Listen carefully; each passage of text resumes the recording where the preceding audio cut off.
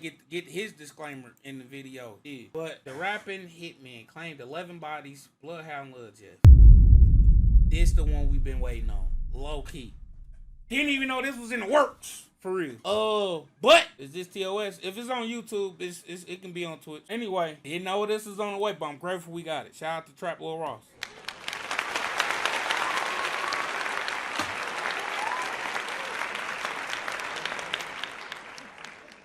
So look, we're gonna do since this is a longer video, we're gonna do two things. First, like the video. First like, first comment.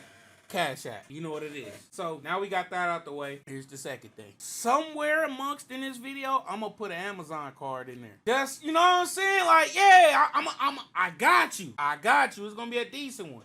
Like the video, watching. That's the move for real. Anybody following the Chicago drill scene knows that in the past few months, there's been a new star rising, whose appeal was based on the very same idea that made King Von so irresistible to many fans of the genre, a combination of personal charisma and a reputation that they really lived the life they rapped about. And what they most often rapped about was some of the most violent stories coming out of the most dangerous city in America. In a 3.5-hour video about King Von, it dawned on me that having allegedly killed at least 7 people, beating the bodies, and then going on to brag about it to the whole world while actively planning more hits, he actually met the FBI's definition of a serial killer. And unfortunately, in recent months, another rapper has emerged who not only claimed to have killed more people than King Von, but also rapped about it. And how do people in these Reddits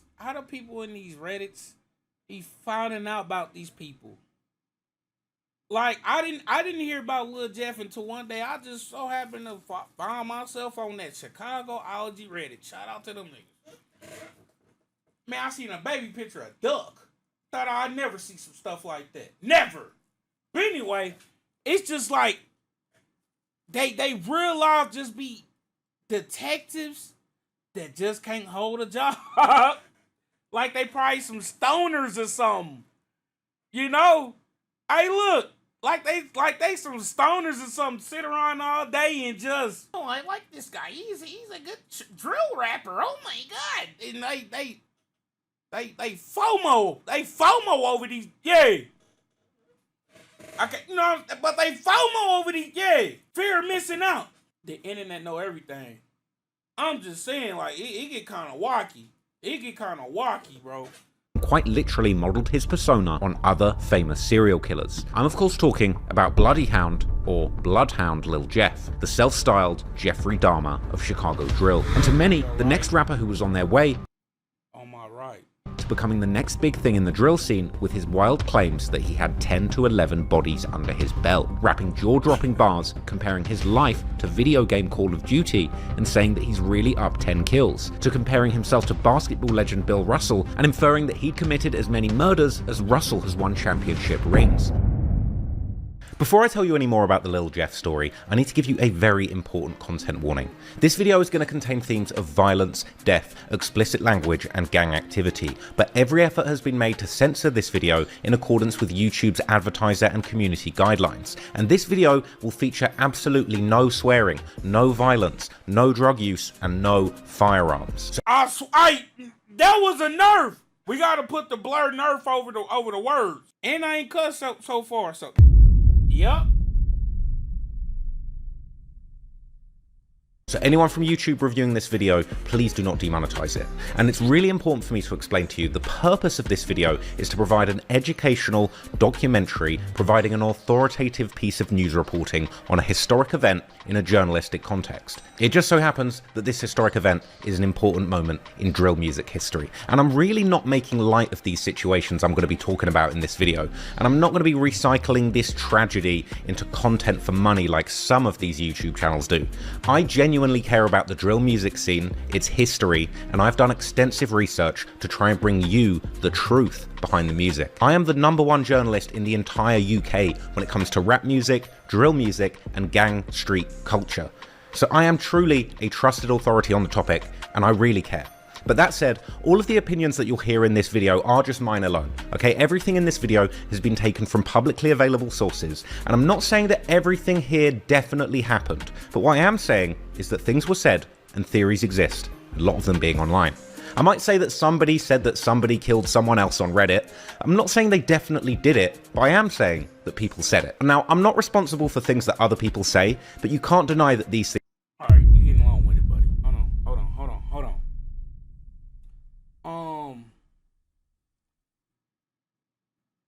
I couldn't have said it no better, YouTube.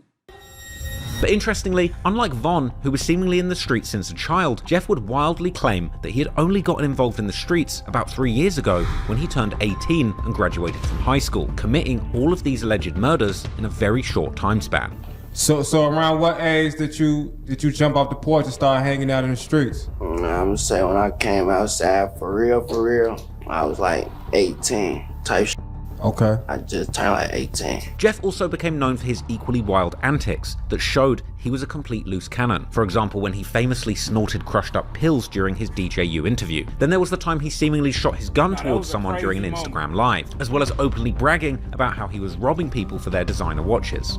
Hey, look, you said take this picture. I was about to be, oh, weeds. I got blood on them diamonds and I still wore it. This like it's part of my tattoo. They don't know if that's a tattoo or real. Nah, they ain't no.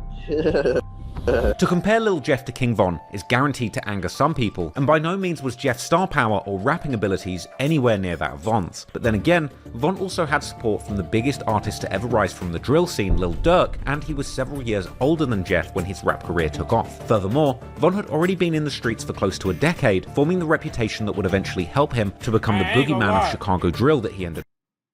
Y'all gotta keep in mind, bro, it's some dudes like this in the streets right now that don't even want to rap. Yep. Some of them don't even trap. Yep. They just keep unalive. M1 to the first degree.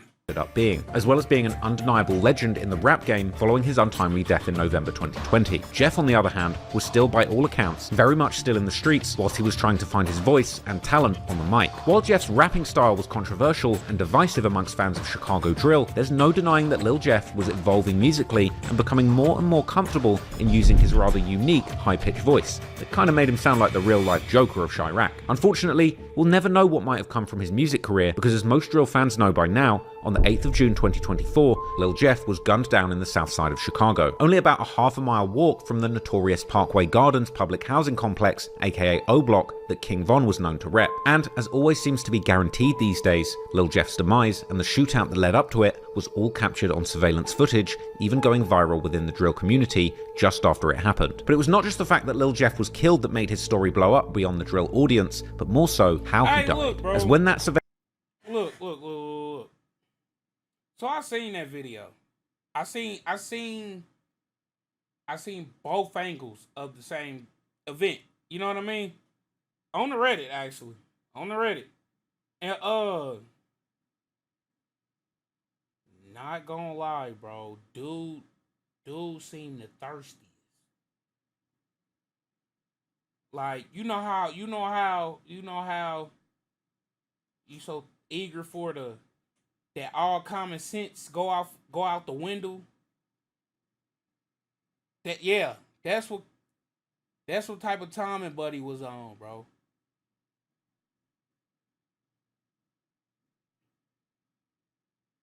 I don't know. I just think about watching that video and like really own that. He didn't care. I shot for the sub. I appreciate the sub.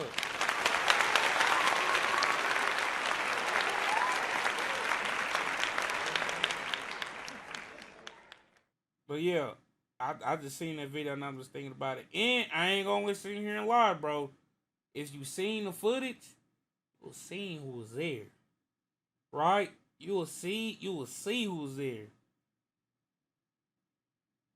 I ain't the brightest. I ain't the brightest in the tool shed, but ain't that something? Surveillance video leaked soon after the news of his passing, the world saw a masked up Lil Jeff getting shot down as he was literally trying to chase another man into his house whilst wildly shooting in his direction, something that he'd even claimed to have done before in several songs. After Lil Jeff's death, the media attention around him would blow up, with even more mainstream rap media platforms like No Jumper, who had previously not reported on him, including him in their content several times. Meanwhile, the twisted online detectives of the Chiracology subreddit were going into overdrive, and in the days following Jeff's death, dozens and dozens of new threads and comments from his fans and haters would fill the platform, with the most devoted Lil Jeff-ologists eventually even starting their very own subreddit to exclusively discuss and declare their devotion to their new king of drill. There were almost comical posts where Lil Jeff-ologists shared The death of Bloodhound Lil Jeff, despite his troubled past, invokes feelings of depression and lead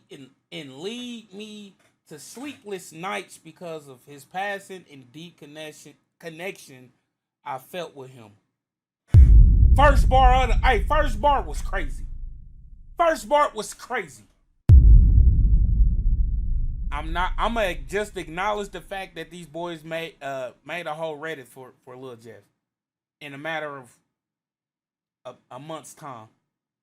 I'm just gonna acknowledge the fact. I ain't got nothing to say about it. their grief, explaining how they were having sleepless nights and depression in the 24 hours following Jeff's death. These twisted posts would explain how the loss of their new favorite demonic rapper had been a personal blow, and how despite the alleged 11 murders to his name, they felt a personal connection to this flawed individual, and how his killer aura had resonated with so many. Soon would come updates, as fans posted saying that it had been 1 week since Jeff's death, and the devastation hadn't gotten easier, with this user explaining that he wants to drill himself so he can be with Lord. How old y'all think these Redditors are that's sitting here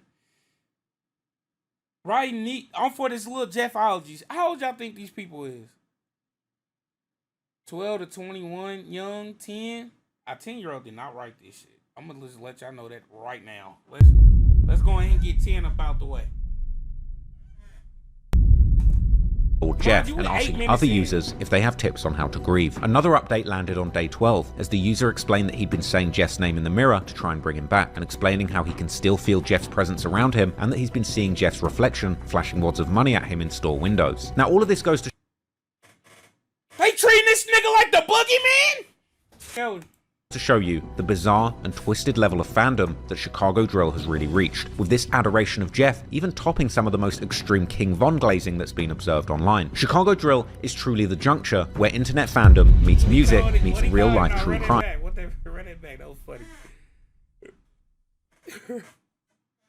With this adoration of Jeff even topping some of the most extreme King Von glazing that's been observed online. Chicago drill is truly the juncture where internet fandom meets music, meets real life true crime, and where the very people actually involved in that life are getting killed by the hundreds every year. And when it comes to this combination of music and true crime, the story of Lil Jeff is surely up there with some of the wildest to come out of the drill scene in recent years. But Lil Jeff's story is still one shrouded in mystery, because while Jeff was certainly no stranger to letting the world know about his reckless escapades in the dangerous streets of Chicago, he was also a fairly new face in the scene who seemingly appeared out of nowhere just a few years ago, which makes his claims to have double-digit bodies under his belt sound particularly outrageous, making many fans of Chicago drill to quickly reject these claims as obviously false. Moreover, Lil Jeff hails from an area that's previously received only limited coverage in media focused on the drill culture. So in this video, we're trying to give the most in-depth look into the life and the music career of Bloodhound Lil Jeff so far, and try and determine with all of the information available publicly today, was Bloodhound Lil Jeff really a street demon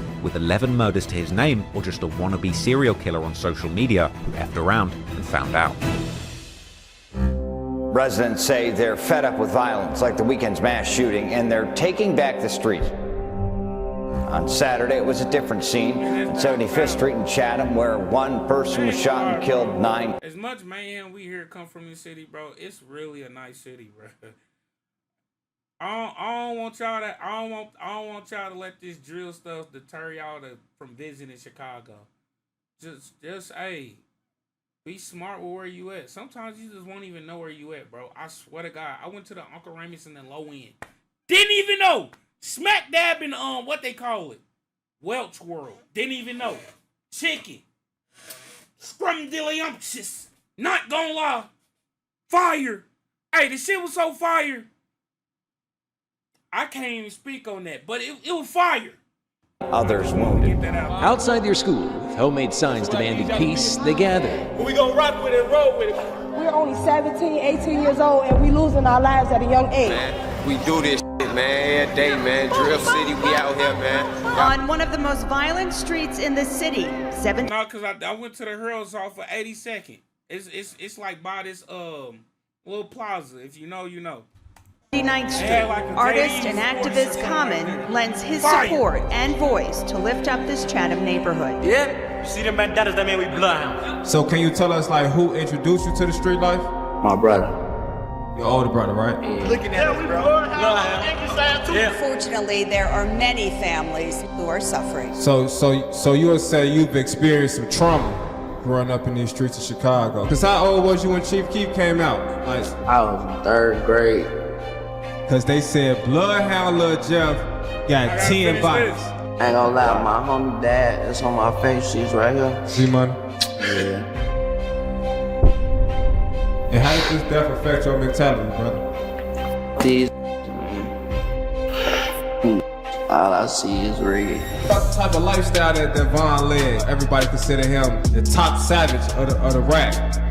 Was that something you looked up to? Yeah, that's him, I'm me. Hey, y'all, listen to this real quick. Let me know what y'all hear. This smoke with the whole rack. Whoever want it, we giving it out on my dead grave. Summertime finna be a black. Cause we live in a time right now where like a lot of rappers actually live the life they say, whether it's like trapping or anything. 16-year-old Robert Boston and 17-year-old Monterio Williams were gunned down. Chicago police investigating a fatal shooting yesterday evening. 19-year-old Jaleel Goins was pronounced dead at Rush University Medical Center. They make you fuck. Go ask my ops that might go Drake his ass and get out that car. You know that? So when y'all like in the booth and all that, how do y'all stay away from like even incriminating lyrics? I went black for like a week. And poof. So after that one, poof. I ain't gonna lie. I came back. Poof. Hold on, that right there was was the boldest.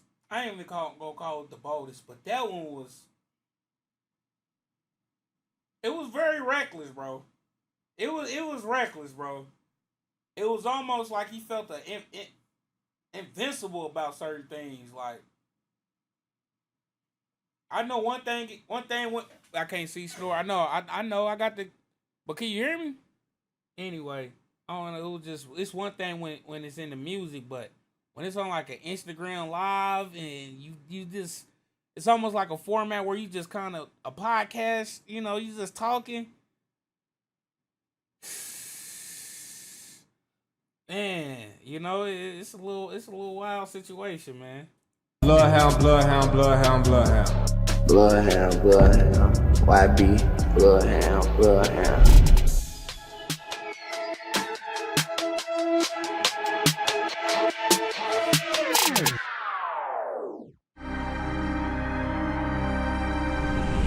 Lil Jeff, real name Jeffrey Lamar Harris, was born on the 14th of July 2002, getting named after his father, who shares the exact same name. Jeff's family has seemingly mostly lived around the same area, the east side of Chicago. Bloodhound Lil Jeff story today. Can you start by telling us where you from? Chicago, you know, east side of Chicago. East side of Chicago. East side. Yeah. However, this east side is not to be confused with the official east side, which is one of the 77 community areas of Chicago located in the far south side of the city. The unofficial east side, on the other hand, which is where Lil Jeff grew up, is mainly part of the Chicago folklore, and thus its exact borders are often heavily debated by locals, with many even arguing that everything in the south side, from State Street all the way to Lake Michigan, actually counts as the east side, which would even include hoods like the infamous O Block and their main rivals STL EBT and Jaro City. And on the other side of the Washington Park, also hoods like Tay Savage's Welch World. Yet these hoods are... That's where that chicken was at, bro. Can I zoom in? That's where that chicken was at. I seen something say Bronxville. I ain't know. I'm dead serious. I knew I was in the hood though. I kept looking around like, yeah, this the hood, but yeah. are typically not discussed as being part of the east side, but rather simply being part of the south side, as in the case of O-Block, STL, and Jaro, or more specifically in the case of Welch World, part of the so-called Low End, another area that's a deep part of Chicago folklore, which roughly covers the area on the south side from the state to the lake north of Washington Park. In the drill culture specifically, the east side has become particularly known for hoods that exist roughly south of 67th Street, with this street and the two huge green spaces, the Jackson Park and Oakwood Cemetery, that border the street, creating a natural boundary in the north. However, there are also sets on the north side of the 67th Street that claim the east side, such as TYMB and Dro City, which both rep the 65th Street. While the line of where the east side ends when going westwards from Lake Michigan is much more ambiguous, with the State Street and the I-94 next to it, generally acting as a sort of last cutoff point, in the drill scene, this east side is known particularly for gangs like G Herbo and Lil Bibby's crew NLMB, which is made up of two clicked up gang sets, No Limit and the Muskegon Boys, with these initials creating the NLMB moniker, which has also been used to stand for Never Leave My Brothers. However, NLMB's hood is located in the South Shore neighborhood, which is located very close to the shores of Lake Michigan, and is infamously known by the locals as Terror Town,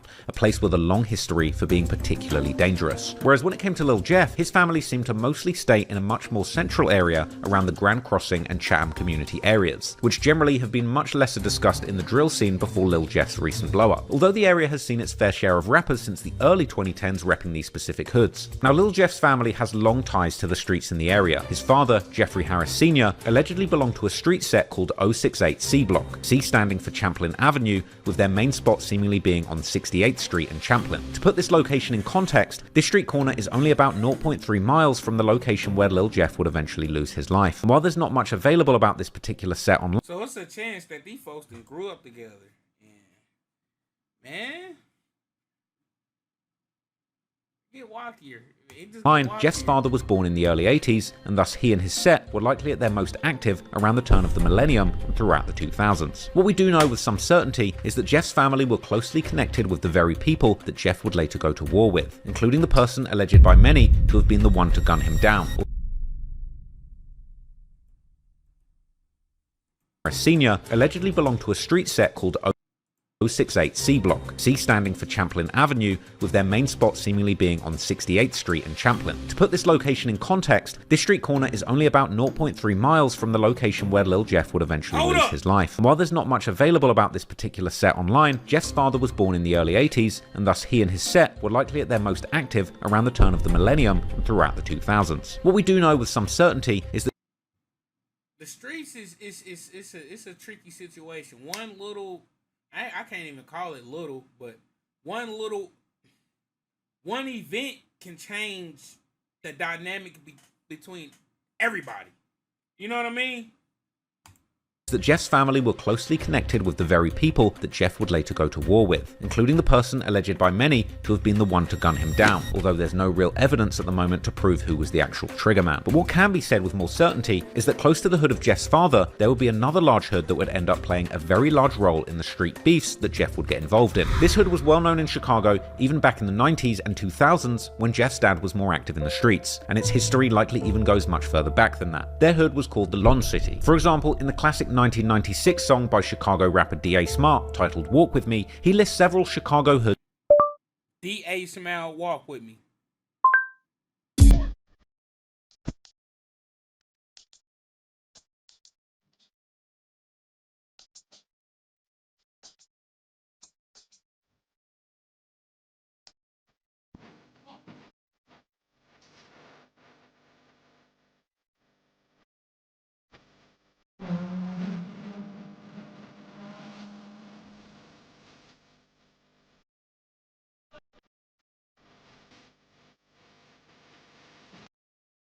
I can tell Tupac is his favorite artist, bro. I can tell Tupac is his favorite artist.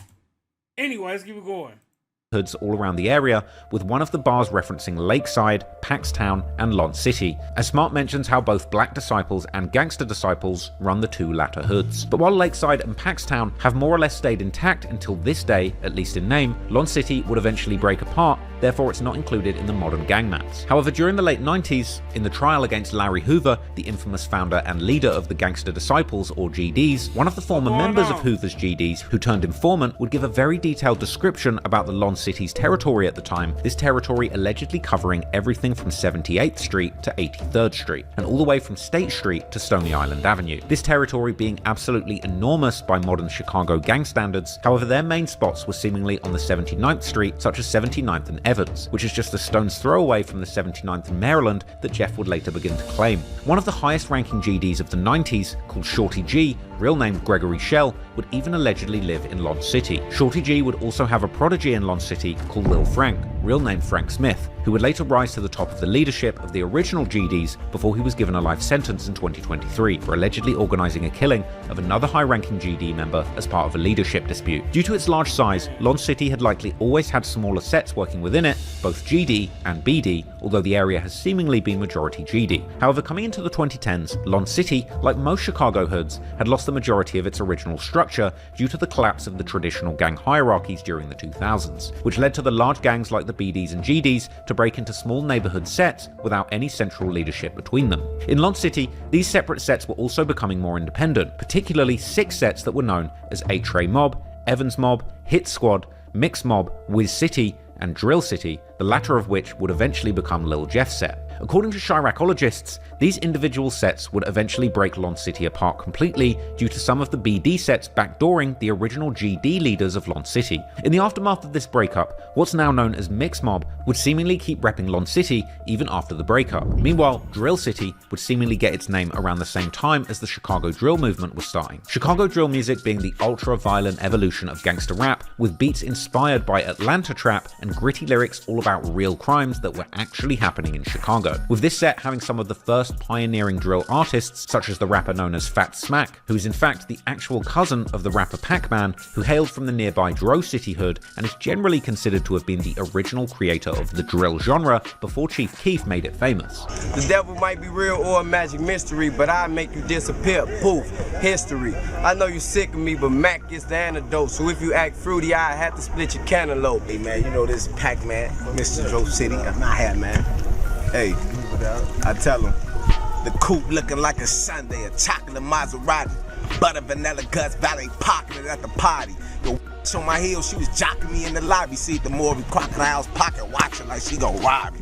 I swipe for a room, penthouse, we at the W. The had your name on the neck and on my stomach too. Already in late 2010, Fat Smack would put out a mixtape titled A Day in Drill City, this being among the first drill projects ever to come out. Drill City is also known as BNC, or Bar None Crazy, which generally refers to them being an insane or renegade gang set. This means that they generally don't adhere to any central structure of a historical gang, like the BDs or GDs, and essentially are willing to go to war with, or kill people that descended from the same original gang as them. It seems that Drill City will first call with another set from the former Lon City called Wiz City, or Whisper City, named after a boy called Whisper, aka Wiz, who seemingly died in 2008 from medical complications. Similarly as Drill City being bar none, Wiz City would be known as Brain Dead. This generally also meaning that they are insane or renegade BDs, who again don't abide by any centralized BD leadership and are willing to go to war with other BDs. In the very early 2010s, man, shout out to the early MySpace and Facebook days, man. Them little edits, hey, everybody was like a Photoshopper, man. Everybody was a Photoshopper.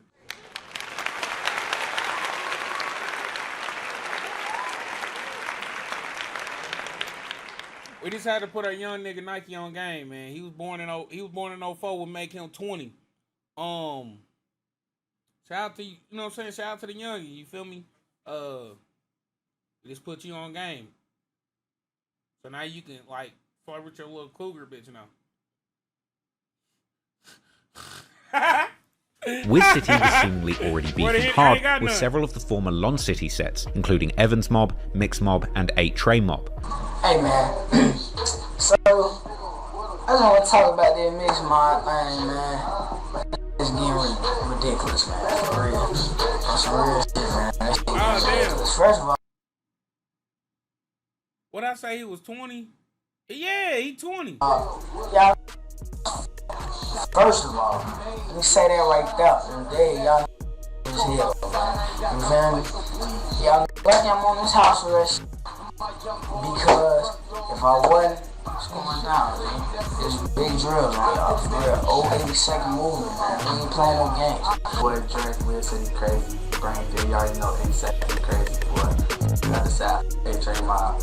Mixed Mob. All them, boy. We out here brain dead, crazy, boy. GDK, that fat, boy. Let's get it. Fucking get it. Meanwhile, it appears that Drill City members were originally much more open to linking up with different sets, even ones that were already at war with Wiz City, such as Evans Mob and possibly even Mix Mob, which might be why someone on Reddit presenting them as having lived in the area during the late 2000s and early 2010s describes Drill City as playing sides. Meanwhile, another Redditor claims that Wiz City was getting close with the TYMB set, which is known from the early drill culture for getting shoutouts from the likes of Chief Keef. However, Drill City was beefing with TYMB, and there are even rumors that they killed one of their most loved members in 2012, a young man known in the streets as Obama. Real name Reginald Smith, the 24-year-old was shot and killed in a walk-up style attack on the 6500 block of South Drexel Avenue. The wildest rumors even claim that this killing led... We just did this smirk song, bro. He said, what he say about Obama House?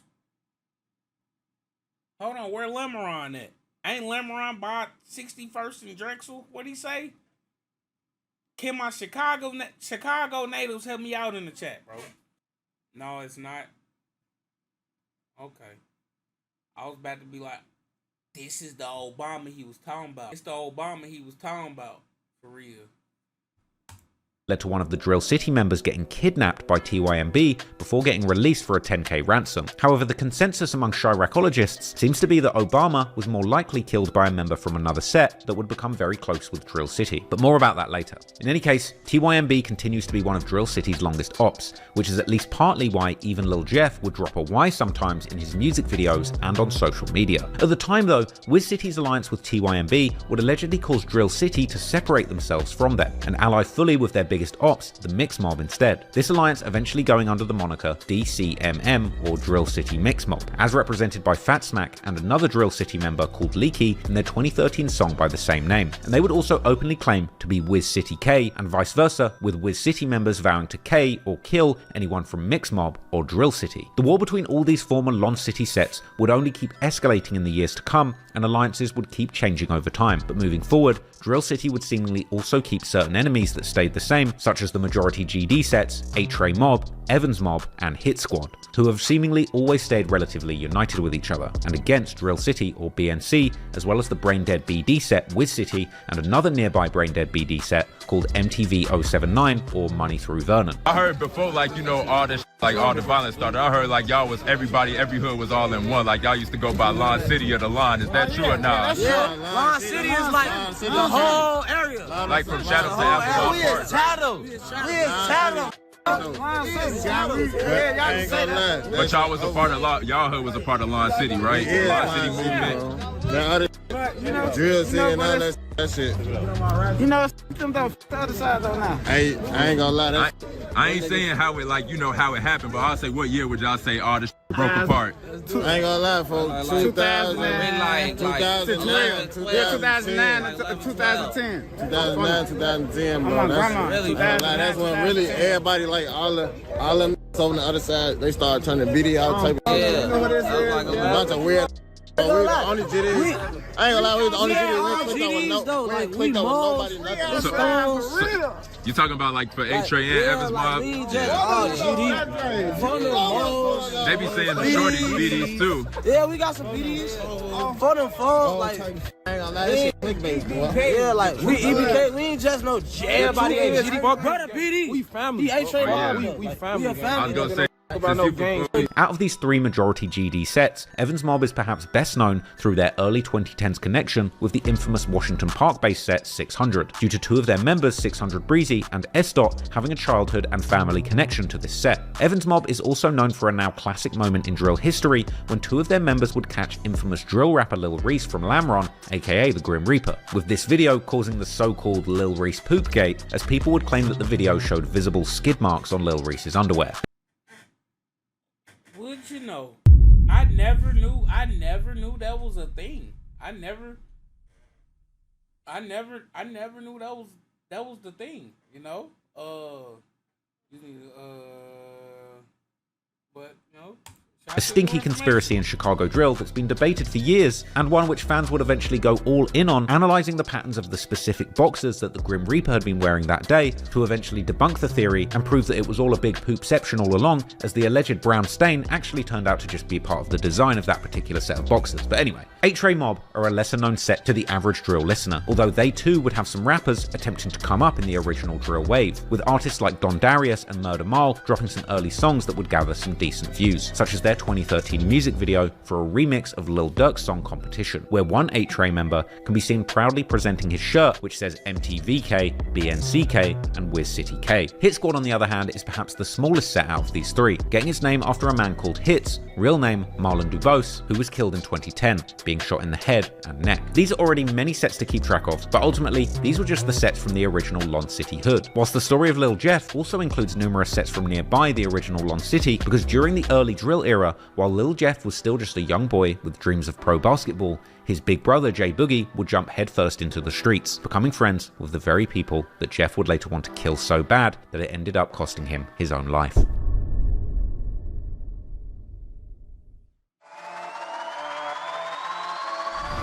For many fans of Lil Jeff, his big brother Jay Boogie is perhaps best known for being the profile picture on Lil Jeff's Instagram account. However, Jay Boogie is almost 5 years older than Jeff and has had a long history by himself in the streets of Chicago, his name being familiar to many of those drill fans who have followed the scene since its inception. Both Boogie and Jeff seemingly spent their early years in the far south side of Chicago in the Burnside neighborhood, more specifically in a hood called Flipside, which reps the 93rd Street, with Jeff attending the CICS elementary school close by on the 95th Street. Boogie, who was at the time also going by the name Young Khalifa, will be close with one of the most loved members of Flipside called Tay, who would unfortunately be killed in August 2014, with Flipside starting to call their hood Tay Block in his honor. However, it seems that before Tay's death, Boogie would seemingly either move more up north, or at least begin to spend more time around the Woodlawn neighborhood, not far from Drill City's hood, with guys from a set called Chris World. Chris World is named after a 14-year-old boy called Christopher Travis, also known as Lil Chris, who was killed all the way back in 2010 by a man named Cordell Glover,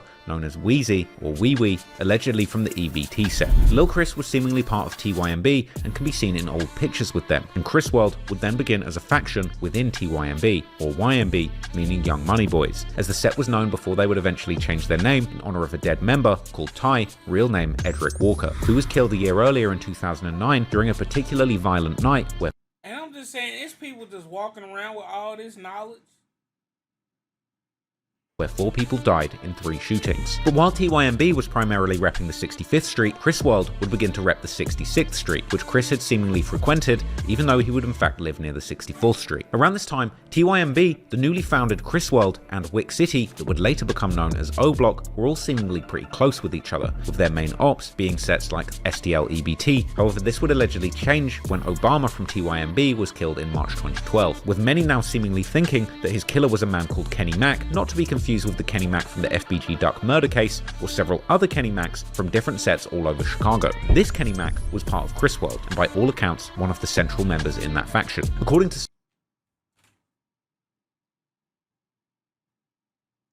Who's the first Kenny Mack? Can somebody tell me, please? Why is it 9 niggas named Kenny Mack? That is absurd. And I know they named probably Kenneth or something, Kenny. But all y'all can't be Kenny Mack now. I would have changed mine just off of principle. Off the principle. Nah, I ain't Kenny nothing. Some Chiracologists, Obama's death was the result of a dice game gone bad, which would make sense given that even though witnesses would seemingly describe the killer simply walking up to Obama, he was in fact found dead in a hallway. Others have claimed that the beef between TYMB and Chris World actually goes back way before Obama's murder, with some drill fans claiming that one of TYMB's top rappers, Money Man, was in fact already dissing Chris World in a song together with Obama back in May 2011, with it being suggested that this dissing then led to Obama's death. However, in fact, Money Man appears to be shouting out Chris World just like he shouts out several other people before them, including E-Day from 600 and Boss Sean from Wick City that would later become known as O-Block, meaning that around this time, the two sets were seemingly still on good terms. But what does seem clear is that the beef between TYMB and Chris World would indeed begin even before Obama's murder. And while there's even a photo of Jay Boogie himself seemingly throwing up the Y in January 2012, a few months before Obama's death, while hanging with a rapper Bad Habit affiliated with Chris World, already later that same month, a girl affiliated with Chris World would make the post on Facebook saying F the other side, while dissing YMB, aka TYMB, and also shouting out 3 sets: Chris World, Trap City, and Drill City. It appears that even before Obama's murder, TYMB had been beefing particularly hard with another Woodlawn-based set, this set being called Trap City, also known as Zone 7, with the 7 representing the 67th Street that they would claim, more specifically, the intersection of 67 and Rhodes. This location is only 0.2 miles from the intersection of 67th and Langley that J Boogie would post to his Facebook in September 2012, with this being the first photo that he still has up on his page. Trap City and TYMB's beef was at this point well established, with beloved members like a 17-year-old named Rio, real name Ryan Gibson, having allegedly also been killed by TYMB in October 2011. Trap City and TYMB had also been beefing through music, such as the TYMB member B Gutter releasing a diss song towards Trap City called Gangbang 067K Diss in January 2012, a song where he dissed numerous members and ended the song with an outro sending a clear message to both Trap City and Drill City, as well as shouting out TYMB's allies at the time, Wick City aka O Block, Lamron, 600, and Mac Creek, which at the time was a faction that was part of Dro City. It seems that as early as late 2011, Chris World had been getting increasingly close with Trap City, in the process cementing their beef with TYMB. Therefore, when Obama was eventually killed in March 2012, Trap City and Chris World would immediately become one of their targets for revenge. Regardless of who may have been behind the murder, J Boogie and other Chris World members were now in an active war with TYMB, together with Trap City and also Drill City, or 06679 as they would call themselves collectively, based on their respective streets on the 66th, 67th, and 79th streets. TYMB's revenge for the murder of Obama would allegedly come in August 2012 when Trap City member Scooter, real name Johnny Howell, was gunned down in Trap City's hood. Needless to say that going into 2013, the war between TYMB and the 06679 was getting increasingly heated, with TYMB members even making custom shirts where they would exclusively diss these 3 sets. TYMB would also diss them heavily on the music side, with Money Man releasing a music video in April 2013 with none other than Prince Dre from O Block, where Prince Dre would shout out Lil Chris while paying tribute to what he called Chris Way, before Money Man would go in dropping a very disrespectful verse dissing Drill City, including their rapper Fat Smack, as well as rapper Tank Montana, who had been part of the Mix Mob, Drill City, and the Bloodhounds, and would later change his name to Bloodhound Hothead. Money Man would also essentially admit to TYMB killing Scooter from Trap City before also dissing Chris World. A few months later in June, He did what? That man did what? We called Scooter on that. Oh wow, that was blatant. That was blatant.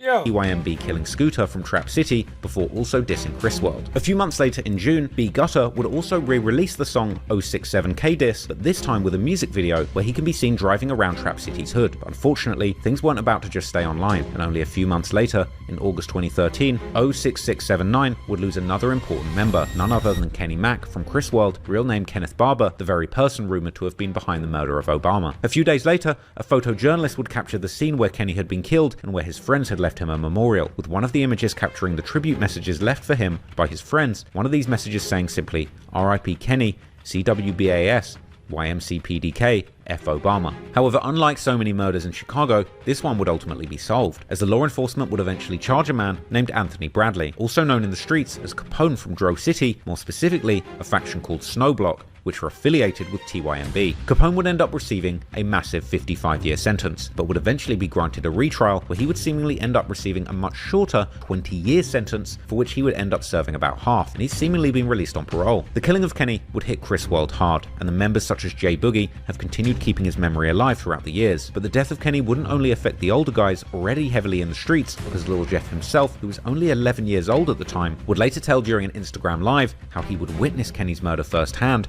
even admitting that this had likely messed his head up. Long live my nigga Mac. I was down. Hey, Jug on my dead grandma for you. I damn near shed a tail for them. That shit hurt me a little bit. I was like, dang, it's real. Long live Kenny Mac. I was there. I witnessed that. We was about a lake. I think ever since then I've been f***ed up. That's probably what it was. I feel like they clapped my homie shit. Perhaps this was truly the first of many life-altering experiences that would affect a young Lil Jeff, that would ultimately eventually push him towards the life of violence that would end up costing him his life. But 2013 would also mark a moment when the Chris World members, including J Boogie, would end up getting heavily involved in the drill music scene, likely influencing Jeff to do the very same thing, as well as seemingly starting a new clique, a clique that Jeff would also eventually end up joining years later. That clique would of course be the Bloodhounds. That was a good intro. Clap it up for the intro.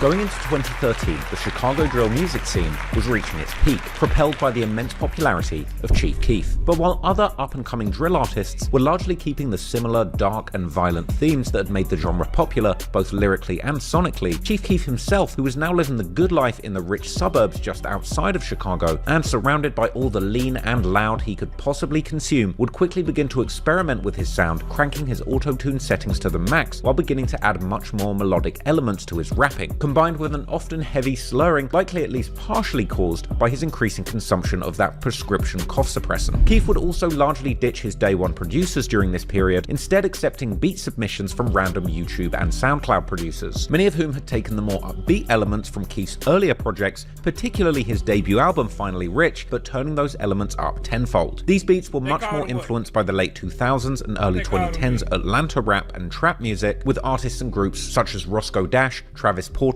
Young LA, and J Money, as well as of course Future, with inspiration also being taken from prolific producers from the area like DJ Spins, London on the Track, and KE on the Track. But with a new twist, these beats eventually got the label of futuristic beats amongst fans. While at the time, this era of Chief Keef was extremely criticized by mainstream rap fans, it's now largely considered perhaps his most influential era, playing a large role in making him one of the contenders for the most influential rapper of the 2010s, with this era that his fans tend to call the Lean era, together with what would eventually evolve around 2014 into an equally fantastically named era, the Zan era, arguably largely birthing what would become known as mumble rap, as well as playing an enormous role in influencing the flows, rapping styles, and beat choices of later popular artists like Lil Uzi Vert, Playboi Carti, Kodak Black, and countless others. But the reason why Chief Keef's 2013 era is so important to mention here is because by late 2013 and going into 2014 and 2015, the members of Chris World would also end up getting heavily involved in the buzzing Chicago music scene. But unlike the majority of rappers coming out of Chicago at this time, they would attempt to build heavily on this new sound that Chief Keef was creating, even using the same YouTube and SoundCloud producers such as Intel on the beat, who was one of the producers behind Chief Keef's classic that perhaps best describes the Lean era, the song Love No Thotties. Another producer who was getting commissioned a lot during this period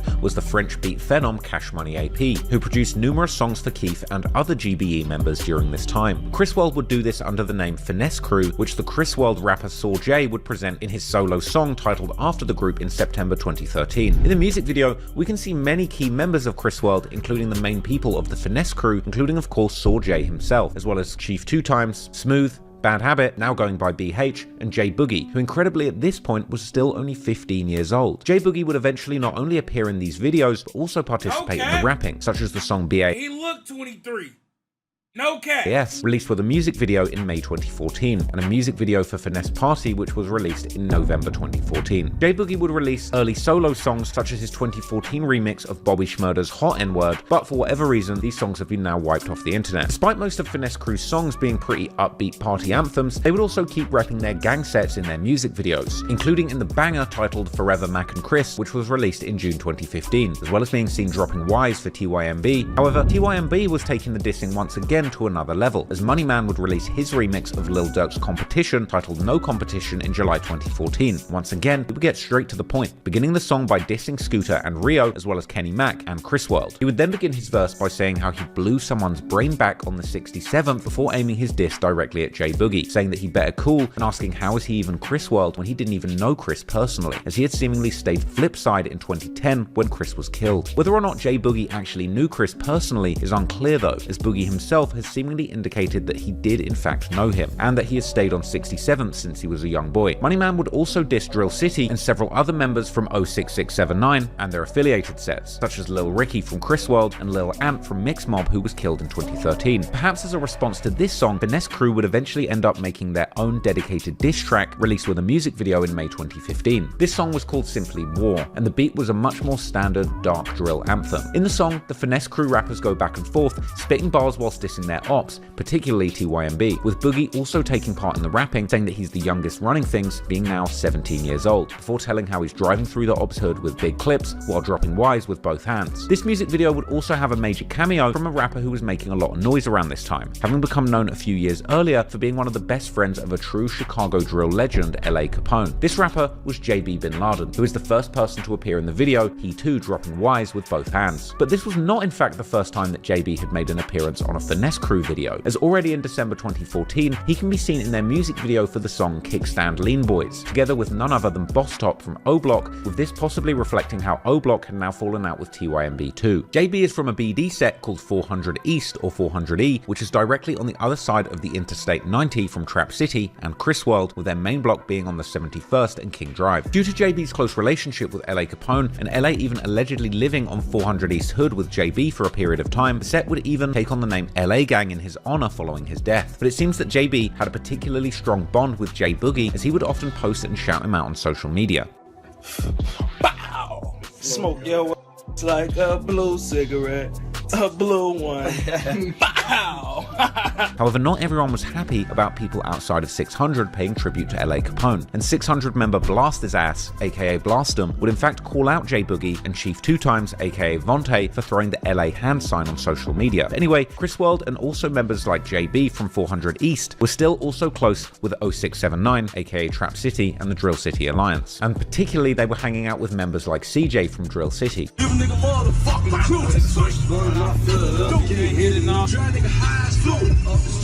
Meanwhile, it appears that in Drill City's hood, a new clique was forming, where guys like CJ were heavily involved in, with the earliest mention about the name seemingly going all the way back to the early 2010s. This clique, of course, being the Bloodhounds. It appears that they were particularly influenced by the early Glory Boys rappers, like pretty much all of Chicago at that point, and would often quote on social media lyrics from rappers like Lil Reese and Gino Marley mentioning how they were like Bloodhounds. Towards the end of 2015, CJ would even begin to tease what appeared to be a music project titled Bloodhound Savages. Going into 2016, CJ, J Boogie, and JB were seemingly still spending a lot of time together. Also, members from other sets were beginning to claim the Bloodhound clique, such as the members from the MTV 079 set.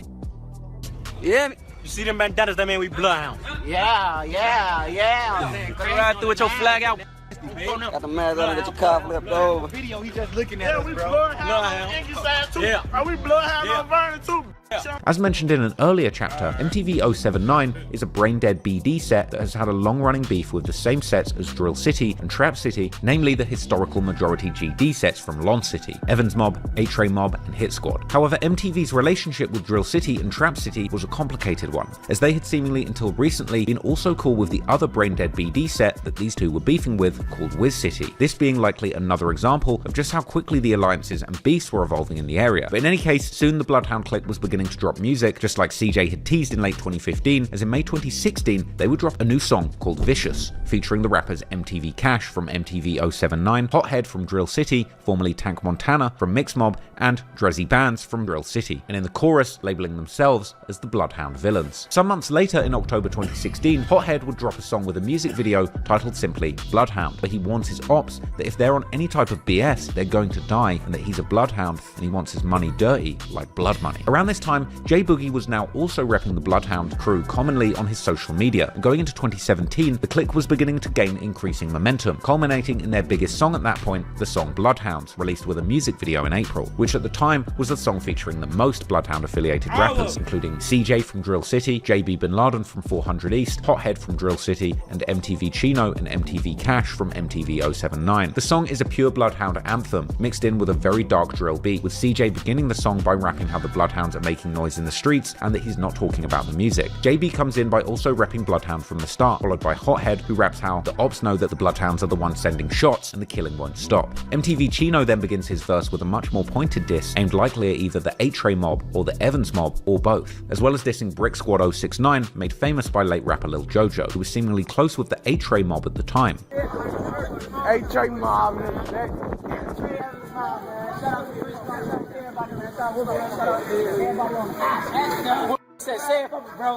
on the motherfucking eye. Oh, here, say, man, we out here, man.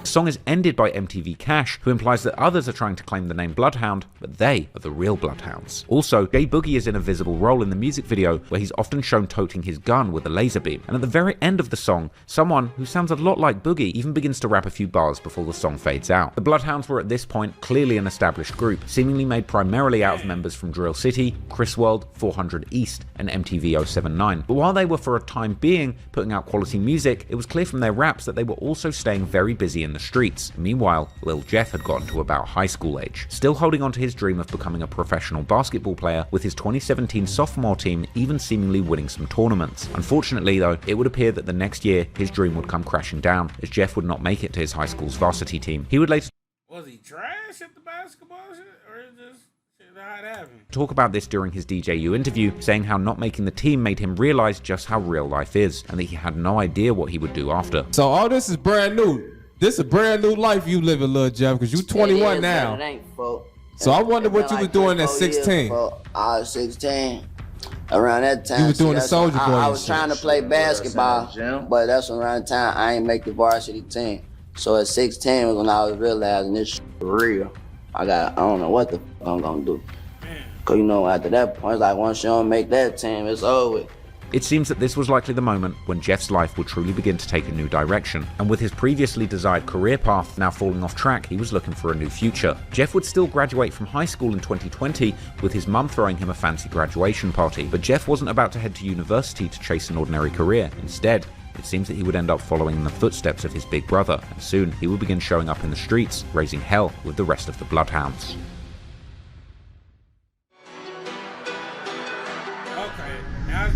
Coming into the 2020s, J Boogie and the rest of the Bloodhounds would keep repping their new clique in their music, such as the May 2020 music video for the song Go by Boogie, JB, and another Drill City rapper called Lil Vic, where Boogie first raps that he's only been out for 60 days but has already ran his paper back up, with this likely referring to his 2017 arrest on numerous charges, the most serious one being UUW, or unlawful use of a weapon, for which he would end up receiving a 4-year sentence. He would then mention the Bloodhounds, saying that they will come and get anyone for the right bag, all while the members would be flexing big bags of vacuum sealed dope in the music video. JB then steps in and calls the Bloodhounds his family, while flexing a new Bloodhound chain, which is the very same design that Jeff would later rock in his own music videos. Boogie also comes back towards the end, as he compares the Bloodhounds to an army due to the wide selection of guns that they have. The Bloodhounds would also have a new rapper that would begin to drop a bunch of songs around this time too. His name was Bloodhound Z Money, real name Zaire Nelson. In fact, he's actually Lil Jeff's cousin, with some of Jeff's family members from his mother's side commonly liking and commenting on Z Money's family's social media posts. There are also old photos of Z Money from the early 2010s together with J Boogie and the mother of Jeff and Boogie. In a music video by Z Money dropped in December 2020, Z Money can be seen hanging out with J Boogie, flexing big guns and stacks of cash. Unfortunately, not long before this video dropped, Boogie would get in trouble with the law once again in August 2020, when he was seemingly arrested twice on numerous charges, including possession of a stolen vehicle and once again UUW. This would once again see J Boogie doing another long bid in prison, with his projected parole date now being in 2027. Meanwhile, the new generation of Drill City, Trap City, and Chris World members were also reaching adulthood. One of these kids being the Bloodhound rapper Vert, or Rel Vert, who seemingly spent much of his childhood in these neighborhoods. In fact, his and his old friend's social media accounts still have plenty of pictures left from around that time period, and in these pictures, a young Vert can be seen dropping the Ys, likely once again for TYMB, whilst also throwing what seems to be either a 6 or a B hand sign, perhaps either as a homage to 66th Street meaning Trap City or Chris World, or for Barnum, that Drill City rep. Or the B may possibly even represent the Bloodhounds, which at this time were already a major thing amongst many of the older members from the area, who were using this very same hand sign. Now, Vert is slightly old.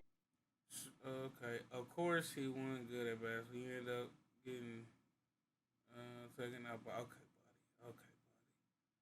he was athletic. The community said they gonna call the person that, yep. Older than Jeff, and he would also begin his rap career a few years before him. For example, his music video for a song called Next Song Remix dropping in early 2019. The music video begins with Vert saying that they are posted up on the 79th, meaning Drill City's hood, before once again dropping Ys and throwing the 6 or B hand sign. Hey, you know the folks come in. We don't know, man. You know, I'm coming in. Oh, 7 now, you know, you in it. Gang, gang. Yeah. Oh, a lot of that. Yeah. Oh, a lot of that. He then begins his verse by saying how he's posted on the 9 and sometimes on the 6, meaning that he hangs out in both Drill City's hood and Trap City or Chris World's hood. While it appears that Vert was mostly repping Drill City, he would also be very close with Trap City members, as can be seen from his 21st birthday vlog in 2022, where he hangs out in Trap City's hood, with this video being eerily posted exactly 2 years before Jeff's death in that very same hood. More specifically, Vert is hanging in the video near 67th and Evans, Hounds, while Jeff would be killed near 67th and Rhodes, only about a 0.3-mile walk away. Vert would also explain in his early 2022 interview with Truth Teller TV that he was both Drill City and Trap City. I'm from 67 Trap City and 79 Drill City. My name Lil Vert, man. Meanwhile, during the late 2010s, another main rapper from the new generation of Bloodhounds, who is also a cousin of Jeff and Z Money, Q50. Hey, wait, just regulars, let's say kids, and still end up choosing like a wicked lifestyle. It's crazy, bro.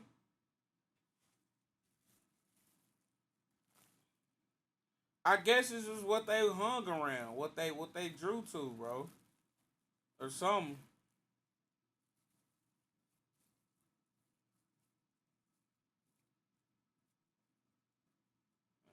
Yeah.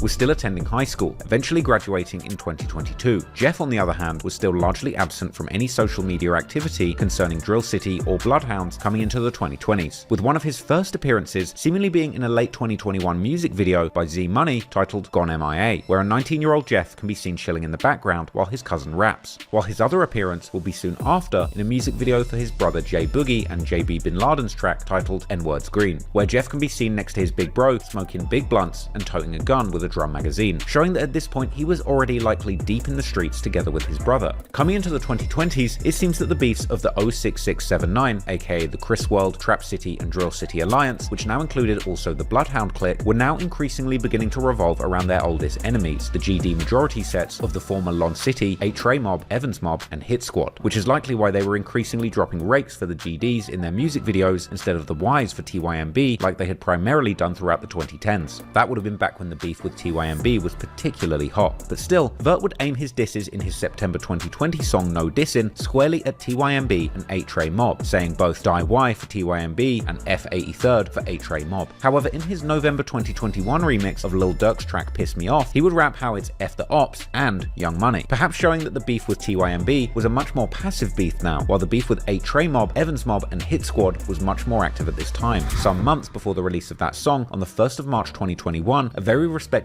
8-Tray Mob member called Clay, real name Darian Cherry, was sitting in his car in the 8-Tray Mob's hood on the 86th Street when another car pulled up next to him and somebody began firing shots from the inside. Clay received a gunshot to the mouth and was transported to the University of Chicago Medical Center in critical condition. Clay would survive the shooting for the time being, but would remain in hospital fighting for his life. One member from the 8-Tray Mob who would comment on Clay's situation particularly often was a guy called Lil Crew, real name Nyreek Curtis, who was seemingly a very close friend of Clay. Crew was also an aspiring rapper who had been releasing music since at least 2017. Crew would comment on Facebook the very next day how he wasn't going to say too much, perhaps insinuating that he was going to respond by actions and not with words. However, his later post would also make it clear that Clay's situation was weighing heavily on his mind. Crew would also write about a week after Clay had been shot how they were testing their guns on stop signs because the ops weren't outside. And later, he would comment on how the ops had been on their high horse after Clay had been shot, even though they knew Clay had been sliding on them often. Unfortunately, Clay would eventually succumb to his injuries and pass away in May 2021. And to honor his memory, 8-Tray Mob would begin to call their block the Clay Way. Clay's murder has never been solved, but the rumors online have placed the blame on a few different people. One of these, perhaps somewhat surprisingly, being Lil Jeff himself, with some people claiming that this information comes from a reliable source, while others would claim that Clay had in fact been killed by Vert. However, to be absolutely clear, there's seemingly no real evidence to tie either of them to this murder, although they would certainly take part in dissing Clay on social media, and in music, such as on Vert's song Knuck If You Buck that was released on October 2022, where Vert raps how 8-Tray Mob thought that Clay's name was ringing in the streets, but now he's irrelevant, as well as dissing another 8-Tray Mob member for allegedly getting shot and injured.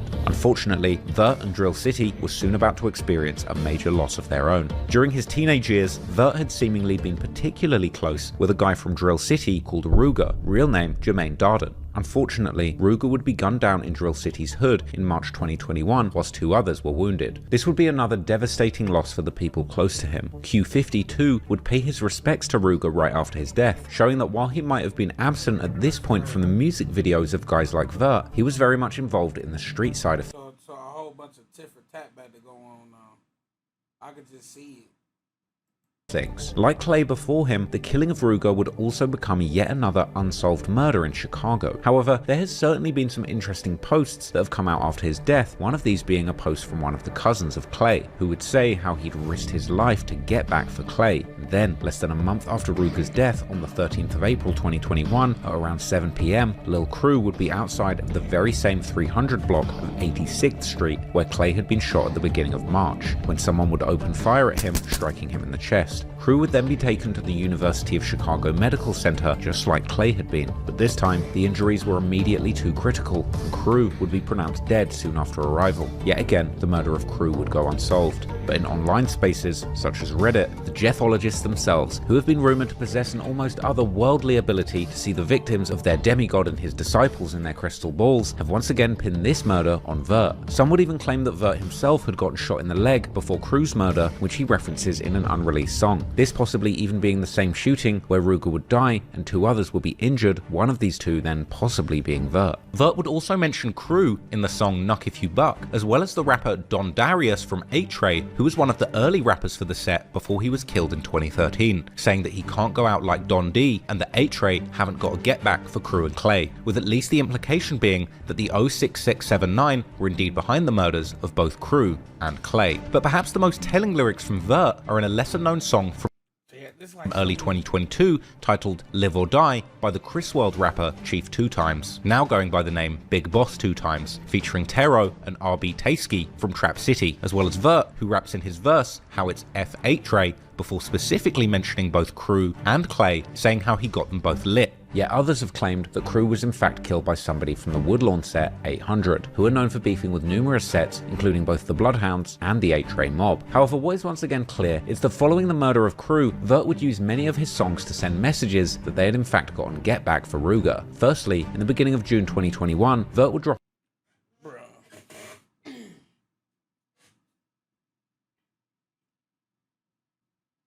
I think we didn't hit a new normal when it comes to this drill stuff.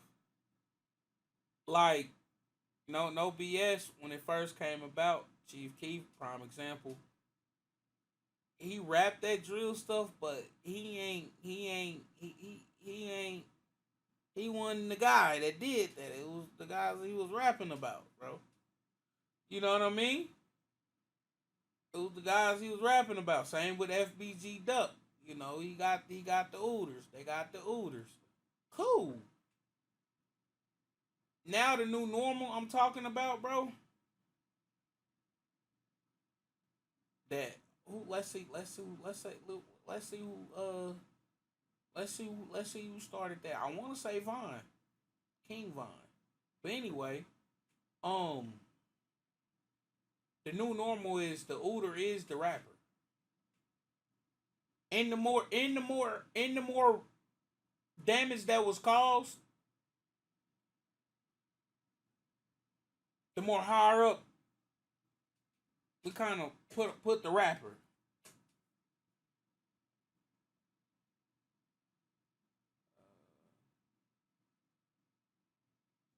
That's what, yeah.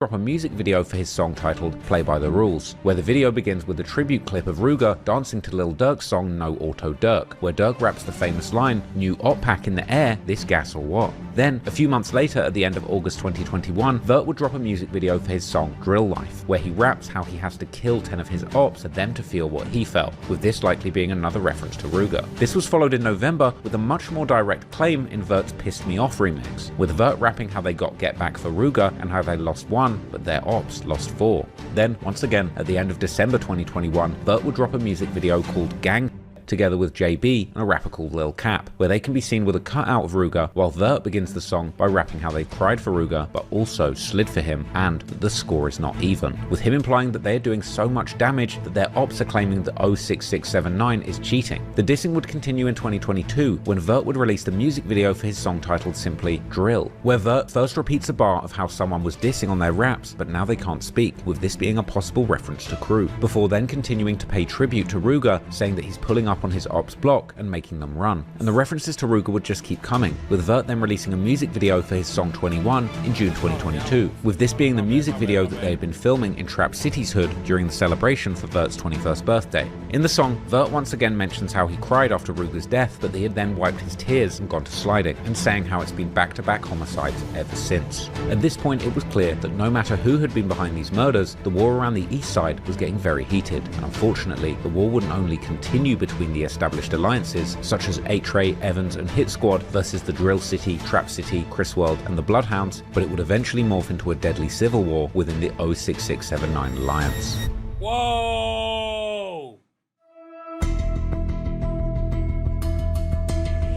In late 2022, the time would finally come when Lil Jeff, or Bloodhound Lil Jeff, as his artist name would be, begun his rap career, dropping his first song and music video titled The Bloody Family, together with JB Bin Laden, with the name of the song being an obvious reference to his gang in the streets, the Bloodhounds. In his DJU interview, Jeff would attribute the beginning of his music career to Vert, who had encouraged him to start rapping. This part of the interview coinciding with Jeff's right-hand man Q50 chopping up some prescription quality pain medication with a doctor-like focus and precision, showing that while Jeff would later earn the nickname the Pistol Professor, it was Q50 who was truly the Pill Professor. The track Bloody Family would be followed about a month later with Jeff's first solo song Trap Lord don't be caring, it's him and Swamp Stores. titled Can't Beat Us. In these songs, a babyface Jeff raps with a monotone delivery, lacking the high-pitched Joker-style voice that would later become his trademark. And this version of Jeff almost looks like a different person from the charismatic neck-tattooed demon that he would later appear as in his music videos, walking around his hood like he owned the place. Nevertheless, since the beginning, Jeff was rapping like he was really, truly about that life, ending the song Can't Beat Us with an outro monologue where he repeats twice how he's really not a rapper, whilst insinuating that he's actually a killer who just raps because that's what the fans want to see. This was followed in late November with the first collab between Jeff and Vert, a song and music video titled I Love My Draco. And the music video begins with a clip showing a masked up Jeff in traffic, contributing to the image that Jeff and the other young Bloodhounds were actively sliding in the streets in between dropping their songs. This would also be the first video where Jeff would begin to showcase the more high-pitched voice that would later become his trademark, with him giving a little monologue mid-song dissing his ops, particularly TYMB. Jeff would then begin rapping how his mum prays every day that he makes it back home, but he tells her that he's okay because he's the one doing all the killing, before flipping the script Lil Durk style as he announces how this is all fake and just a song, the insinuation of course being that this is really not just a song. The music video then ends with a scene of JB, Jeff and Vert calling J Boogie in prison. Freedom boys, we them boys, man. Folks on the way. Free J Boogie, man. Free J Boogie, the camera. Pain.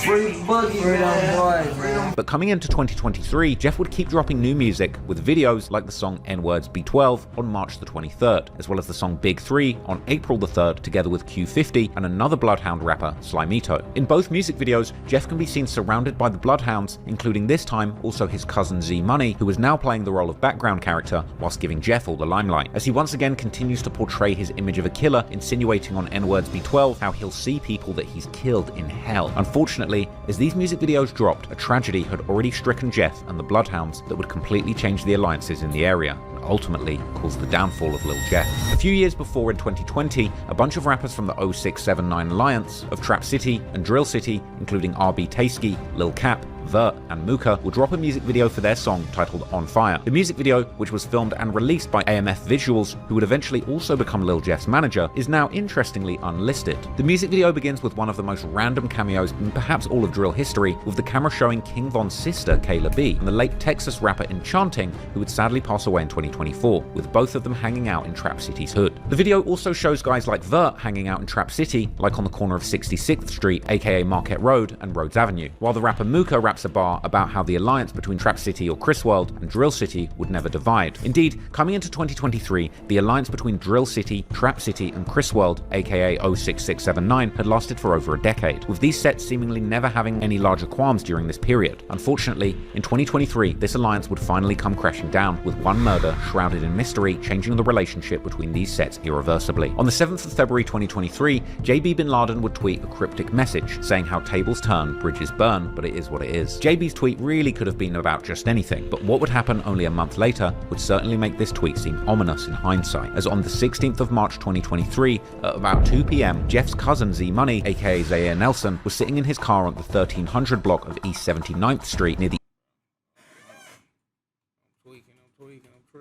I'm tripping out. How the alliance between Trap City or Chris World and Drill City would never divide. Indeed, coming into 2023, the alliance between Drill City, Trap City and Chris World, aka 06679, had lasted for over a decade, with these sets seemingly never having any larger qualms during this period. Unfortunately, in 2023, this alliance would finally come crashing down, with one murder shrouded in mystery changing the relationship between these sets irreversibly. On the 7th of February 2023, JB Bin Laden would tweet a cryptic message saying how tables turn, bridges burn, but it is what it is. JB's tweet really could have been about just anything, but what would happen only a month later would certainly make this tweet seem ominous in hindsight, as on the 16th of March 2023, at about 2 p.m, Jeff's cousin Z Money, aka Zaire Nelson, was sitting in his car on the 1300 block of East 79th Street near the intersection of 79th and Kimbark. This location being in the Avalon Park neighborhood, about 0.6 miles east from the main intersection of the Bloodhounds on 79th and Maryland, which is in the Chatham neighborhood. There, another vehicle would reportedly approach Z Money's car in a parking lot of a dry cleaners.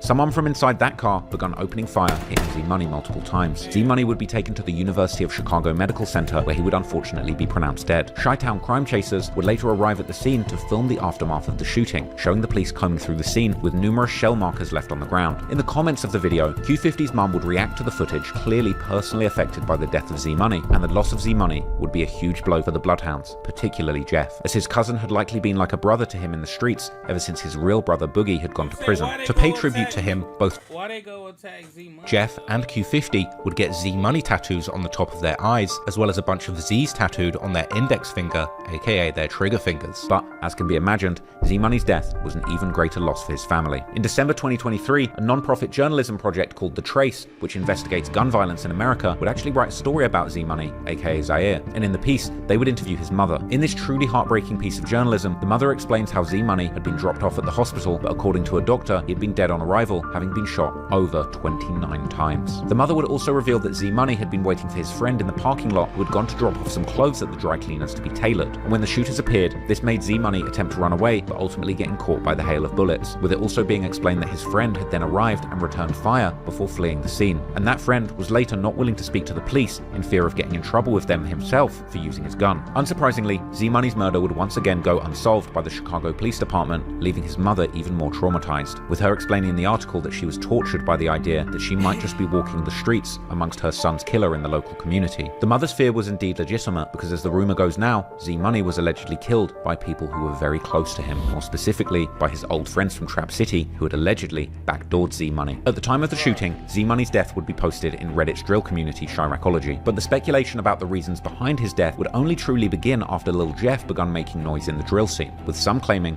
that the killing was actually all the result of a girl and a stolen gun, while others completely denied that any backdoor situation or setup had even taken place. However, the case would seemingly get some clarity in July 2024 when members of Trap City, including Trap City Rob, Vert's former good friend Tero, who's also a rapper, and OTF Black, who's actually a friend of Lil Durk and a Trap City OG, would give an interview to the Chicago YouTuber X-Man Rico, where they would insinuate that the relationship between Trap City and Drill City had actually gone sour over a stolen chain. Because the way Reddit, this is why I want the clip too. They say his dad from down here, Big J or something like that.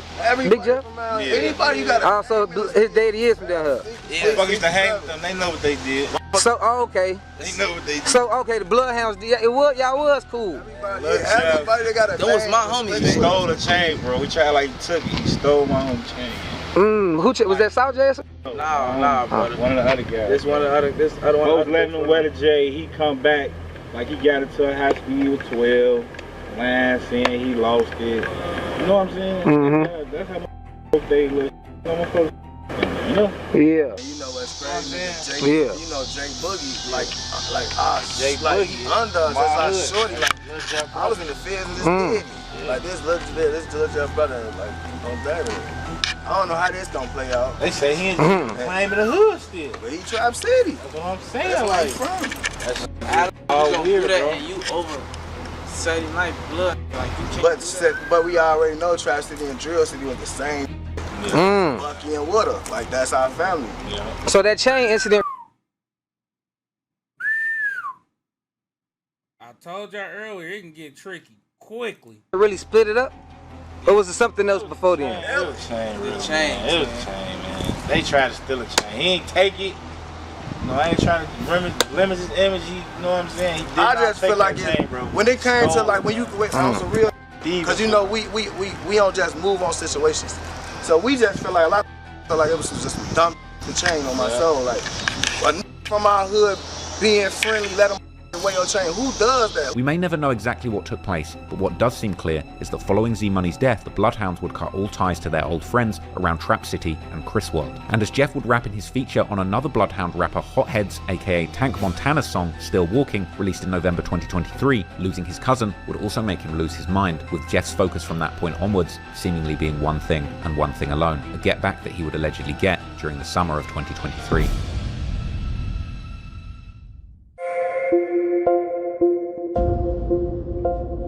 When it comes to Lil Jeff and his alleged bodies, the rumours and theories tend to range from the absurd, suggesting that he's truly a demon catching all of these bodies, to pretty much complete denial that he ever killed anyone at all. But there's no doubt to me that Jeff was really in these streets though, with several videos circulating on Q50's Instagram years later showing that by 2024, Lil Jeff was indeed a hardened gangster riding around the city, constantly strapped with guns, ready to kill at a moment's notice. However, it would seemingly be a process of several years before he would become the hardened gang member he was known as today. In one of the earliest YouTube videos covering Jeff's alleged bodies, his rumoured murder spree stretches all the way back to September 2014, with his first alleged body supposedly being an 18-year-old who went by the name Mally Marl, real name Kamal Burton, who was allegedly affiliated with the 8-Tray mob. Although the murder itself would take place in the far south side in the Old Geld Gardens community, at the time Jeff would have barely been a 12-year-old boy, seemingly gifted in basketball. He would have been spending most of his days training for a career in the sport. Also, according to a CPD spokesperson, Marl was approached by two men who then opened fire. The idea of a scrawny 12-year-old Jeff being mistaken for a grown man in this case sounding pretty unlikely. But for further context, even Jeff's own brother Boogie would have still only been 16 years old at the time of Marl's murder, albeit he would arguably always look older than his age. In more time, we'll likely learn much more about Jeff and his younger years as things come out, but when it comes to his deeds in the streets, it's likely much more sensible to take his own account of his childhood seriously. As he would recount in his DJU interview, Jeff would allegedly truly get in the streets quite late in his life, around 2020, this being his last year in high school and graduation. So around what age did you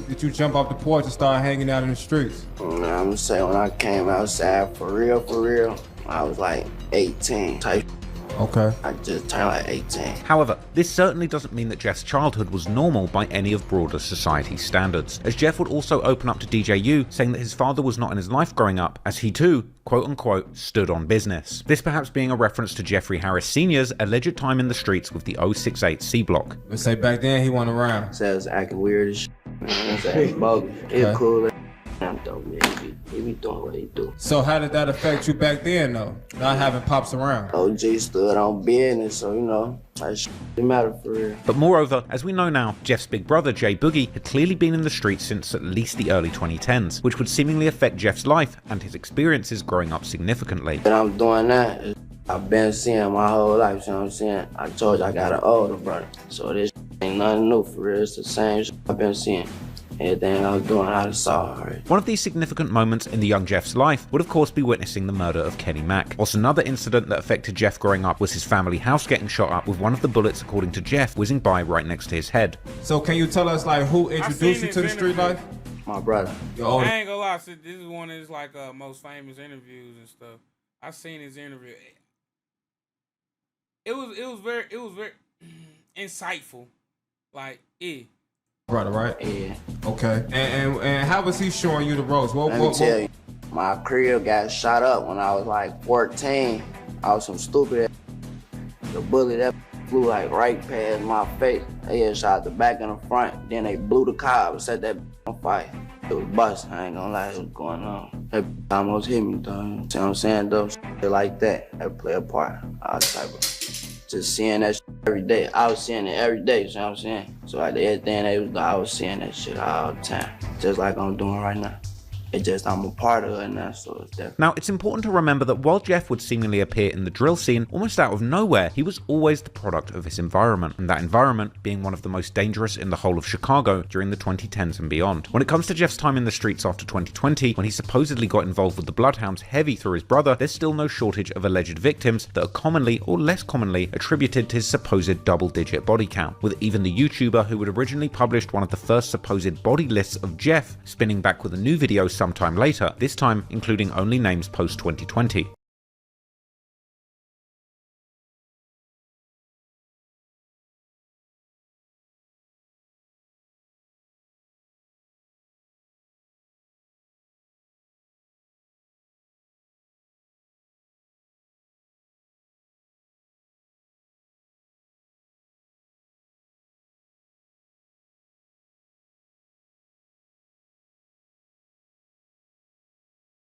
Forgot I was muted, Brody. Anyway, I was asking about the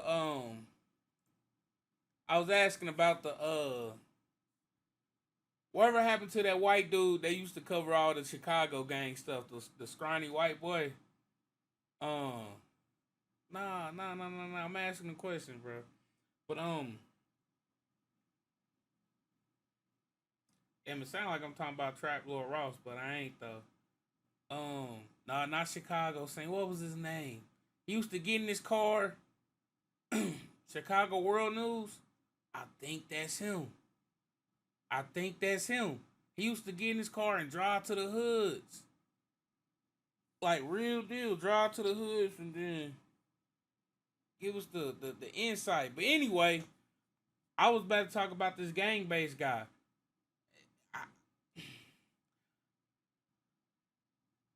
Under a different name. Okay, cool. I was just about to say, it's like, sometimes these folks be having information you only can get off the street. Like Reddit, can't get that information. None of that. Like, you only can get this stuff off the street. What's the likelihood, like, some of the street niggas are in the Reddit spilling the beans and shit? Like, just telling all the stuff. But anonymously. Yeah.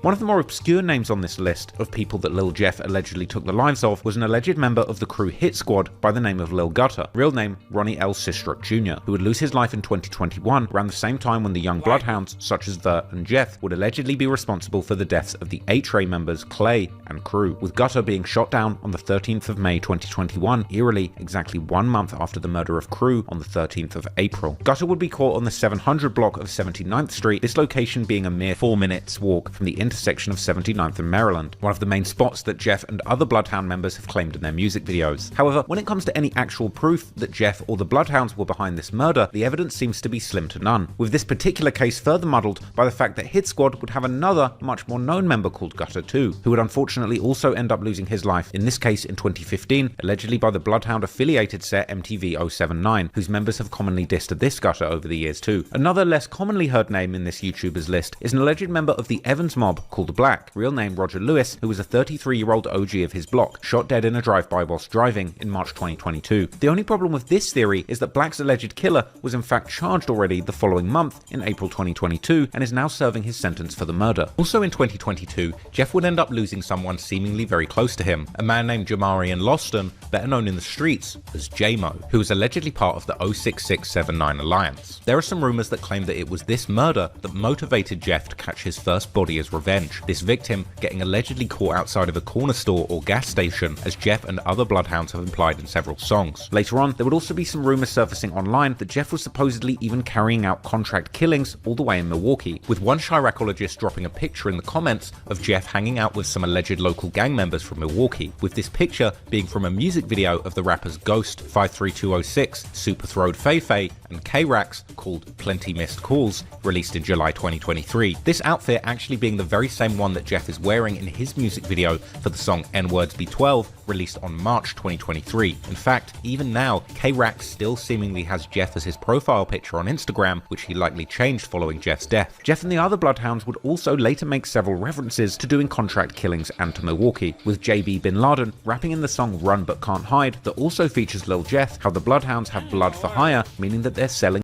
That's pretty smart, if you ask me. Go to like a whole. Wait a minute. So we all seen that vlog. Well, I didn't call shorts of it. Yeah, y'all know how I be watching the shorts. But anyway, when this dude calling himself Jeffro Dahmer or something, he gave himself a funky nickname. I think they were gonna name the tape that or something. I don't know. Coincidence? All right.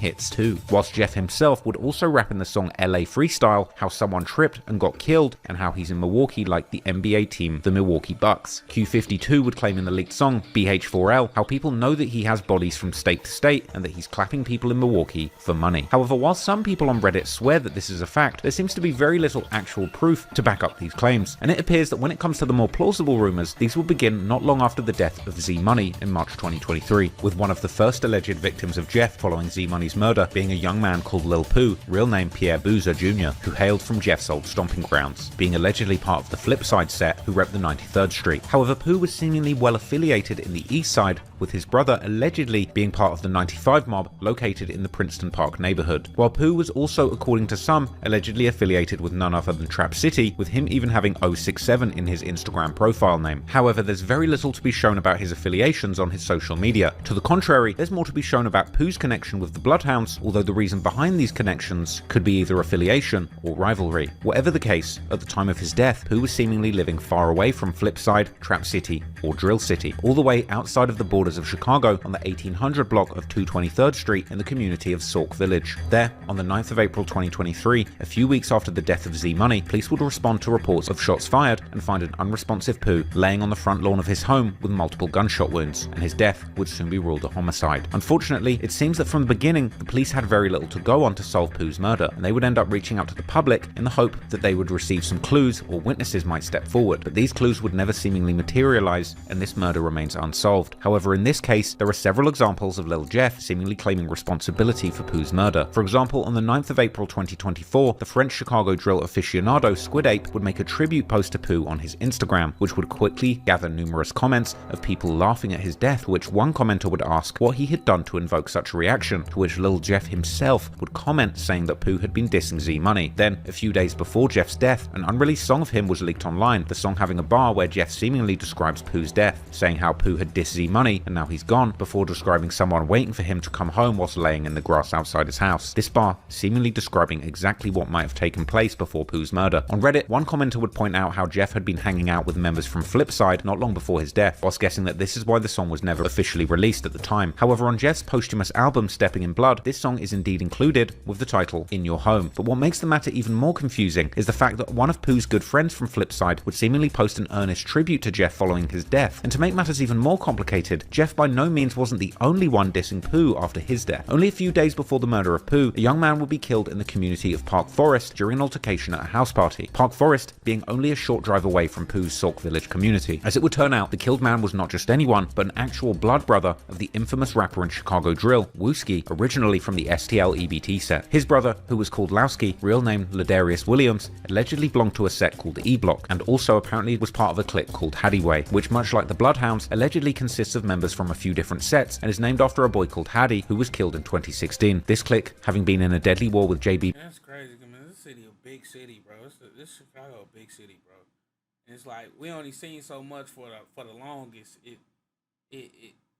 Now we just seeing all kinds of different stuff. Bin Laden's 400 East set for years, as the rumor would be Pooh had allegedly had something to do with Lowski's death, and following Pooh's death, the members of the Haddyway would also seemingly claim to have been behind his murder. Meanwhile, following Jeff's death, Pooh's brother would rejoice on social media, laughing at how everyone who had dissed his brother had ended up getting shot themselves. However, who all these people were besides Jeff was not entirely clear, as it seems that Pooh was a known menace on the East Side, as a rapper affiliated with the Mix Mob set called Lou Glocks would say in his tribute to Pooh. This being yet another example that Pooh Pooh seemingly had both many affiliations, but also many enemies on the east side. But then, coming into the summer of 2023, Jeff would allegedly catch someone that almost no one would deny being his likely victim. As mentioned earlier, the murder of Z Money would allegedly break down the decade-plus long affiliations between Trap City or Chris World and Drill City, with Jeff and his Bloodhound friends from that point onwards seemingly being consumed by their urge for a get-back for Z Money. In the song 333, which would seemingly first leak or be unofficially put out by Jeff's team some weeks before his death, the track would officially be released on the 14th of July with a music video that was filmed while Jeff was still alive. In the song, Jeff raps a bar about the Bloodhounds shooting so much on the Rhodes Avenue that their ops had to shut their trap down. This bar likely referring particularly to the Rhodes Avenue roughly between the 66th and 68th Streets, which is one of the main areas of Trap City or Chris World. Indeed, looking at sources like Chicago's Spot News, who follow the CPD's police radio traffic, there will be numerous times that gunshots will be reported around that area during the summer and fall of 2023. In fact, in his February 2024 song called Striker, Jeff even specifically implies that they are the reason why Trap City's hood is so often on Spot News. However, the alleged get back for Z Money would surprisingly take place far away from the hood of Trap City. On the 25th of June, at around 8:55 PM, Trap City member called Lil, real name Jaleel Goins, will be sitting in a parked rideshare car in the Little Italy neighborhood near the University of Illinois Chicago campus. This neighborhood, sometimes now called Little Italy or University Village, is these days a truly upmarket neighborhood that's experienced high levels of gentrification since its inception as the home of many of Chicago's first Italian immigrants, and the demolition of all the large public housing complexes during the 2000s. By all accounts, this is one of the safest neighborhoods in Chicago, and one of the last places where one should expect to be a victim of gun violence. Nevertheless,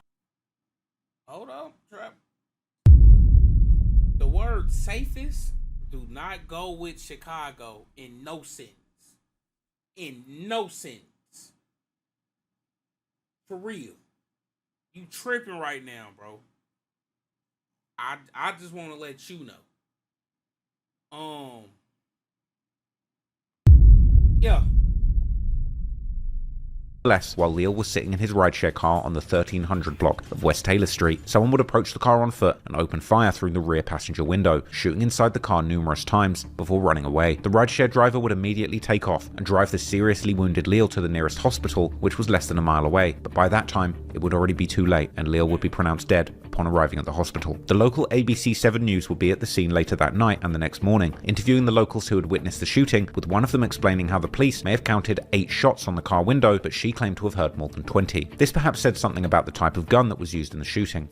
Well, as you know, these are very busy sidewalks. Here in Little Italy, you often have people walking to restaurants, bars, and stores, and last night was no different. Unfortunately, a young man lost his life, and a young man who is very well connected to an organization that many people in Chicago and across the country are familiar with, Project Hood. This evening, a statement from the founder about condolences and their recommitment to the work they do. Chicago police investigating a fatal shooting yesterday evening. 19-year-old Jaleel Goins was pronounced dead at Rush University Medical Center, but police and nearby residents tell us the incident began in the 1300 block of West Taylor Street, where Goins was a passenger in a rideshare and was shot. And the rideshare driver drove Goins to the hospital. I knew it was shots. And like I said, I was in my bedroom, and I kind of ran like on the side of my bedroom, on the other side of the wall, because, you know, bullets don't have eyes. I thought that was it. I thought that was it. This woman was outside to meet someone. She tells me she was looking down at her phone, then heard the shots. She thought she had been shot, but she had not. I'm down there on the ground crying. You know, you lose your agility as you get older. You don't be as agile no more. You don't. you know you can't. I feel like, you know what I'm saying, Auntie right here,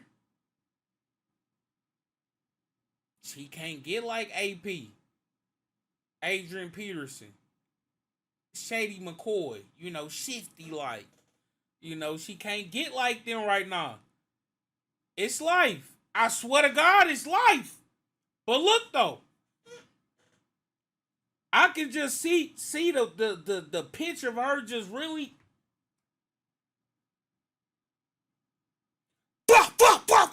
You know what? It's Chicago. It's Chicago. So it might have been like la da da da da. You know what I mean? No, yeah. So I could just, really feel the sympathy for her right now, man. And crying and shaking and stuff. Pow, pow, pow. They said it was like 8 shots. No, I believe it was more than 20. Pastor Corey Brooks confirms Goins was the son of an employee at Project Hood, releasing a statement saying in part, "Today, we are not just an organization. We are a family mourning the loss of a young life taken far too soon." I'm still processing it because I'm still shaking. It's scary. We should be able to walk out our door, walk to get something to eat, walk to get the newspaper. Stuff is happening everywhere, but something. Walk to get insomnia cookies. Yeah. What's the little s'more one? I can't even whistle now with that motherfucker.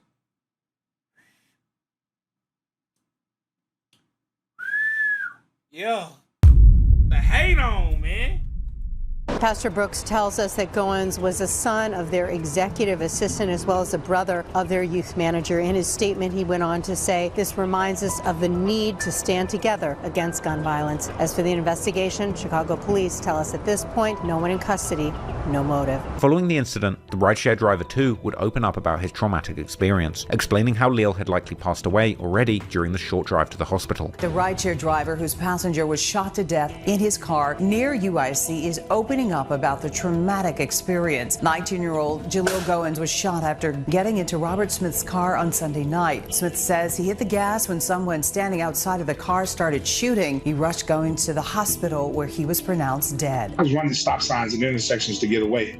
So at one intersection I had to stop because there was a car coming through, and then I turned to him and said, "Hey, I'm going to take you to the hospital." And he said, "Okay." And then the next time I stopped, I had to stop at a light because there was 2 cars coming through the intersection, so I couldn't run it immediately. I looked back then and he wasn't moving anymore. Police have not made any arrests in this shooting. The very next day, on the 26th of June, Jeff, together with JB and Q50, would drop their remix to Lil Yachty's popular track Coffin, reusing the beat and making their own version of the song with the same name. The song and music video had obviously been made a long time before Lil's death, but the timing of the drop is still pretty interesting given the title of this track, Coffin. And the music video for Coffin begins with Q50 showing an old video of Z Money to the camera as the title of the song is placed on top of it, and the video ends with Q50 making a Z hand sign to the camera, showing that the death of Z Money was certainly playing a major role in their lives at this point. While in the lyrics, Lil Jeff largely continues his usual antics, talking about toting switches and Dracos and killing his ops with face shots, as well as saying how their ops are sneak dissing and throwing subliminals, before ending his verse by saying how he might rob a rapper next while showing 2 bust-down watches fully flooded with diamonds on his arm. The implication seemingly being that Jeff was already deep in his habit of robbing people of their watches at this point, with him even rapping that he might rob a rapper that just signed a record deal. And for the record, these watches are serious licks. These aren't vintage Datejust that we're talking about. The 2 watches being shown off in this video are serious pieces. One is an iced out Rolex Day Date, which would be worth at least $33,000 if real, and digging, and I couldn't find a single listing for an AP in 2-tone with the same dial layout and the Arabic numerals like the one Jeff's wearing in this video. Like, I couldn't find one at all. It doesn't exist. But I did find very similar configurations to the watch that Jeff's wearing, going for around $50,000 to $70,000. Perhaps it's an AP that's been customized, or perhaps it's fake, as I did find a very similar looking fake one for less than $600. But anyway, after dropping the song Coffin, Jeff would take a Right. I was really looking for this one. That one don't look worth the 30 ball. I ain't gonna lie. The diamonds ain't even smacking in that mug. Like, is an iced out Rolex Day Date, which would be worth at least $33,000 if real, and the other appears to be a fully iced out Audemars Piguet Royal Oak chronograph with Arabic numerals. Now, I'm not saying that this watch is definitely fake, but I did do a lot of digging and I couldn't find a single listing for an AP in 2-tone with the same dial layout and the Arabic numerals like the one Jeff's wearing in this video. Like, I couldn't find one at all. It doesn't exist. But I did find very similar configurations to the watch that Jeff's wearing, going for around $50,000 to $70,000. Perhaps it's an AP that's been customized, or perhaps it's fake, as I did find a very similar looking fake one for less than $600. But anyway, after what you trying to say, Trap Lord? Trap Lord. Trap Lord. That's for dropping the song Coffin, Jeff would take a few months long hiatus from dropping new music, but he would still remain active on social media. During one Instagram live from this period that's still available online, Jeff described robbing somebody for a fake window is insane work. It's insane work, bro.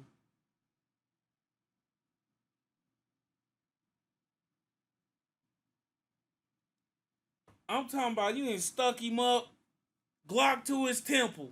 Give me the watch right now. Insane work. describes how they are the reason their ops are dead or in a wheelchair, before Q50 notices someone who appears to be from Trap City commenting on the live how Jeff and Q50 are sharing the same Marnie mask, to which Q50 reacts by beginning to clap his hands, while putting on a smile that can only be described as devious, giving Jeff a run for his money for the #1 Joker of Chirac. We the reason they in a wheelchair, they got shot or they brought a man. Hey, who you talking about, boy? Hey. We was just talking on the phone and we was just cool, so who the fuck you talking about? They said we sharing a Marnie mask. So first grade, we just had a mask that we, you know. That's the hat. What the fuck is that? That's a hat. That's just like this. The clapping of hands would eventually become somewhat of a trademark for Q50 when referring to killing ops or getting back for Z-Money. Y'all move out here. Everybody probably see y'all got the Z-Money tattoo on your face. It's probably real noticeable. You know that. You see, that's that related. That's that get back for my man. That's that get back for my man. That's that get back for my man. Y'all basically let us know who that is too. We see y'all keep his name alive every chance y'all get. That's cuz. That's our cousin, folks. Me and folks cousin. You see photos, see it on Facebook. Real sandbox, baby. Doesn't know like the impact he had on the hood that he. You see it tattoo on my face. You see that? Hey, look, relentless. Relentless. That's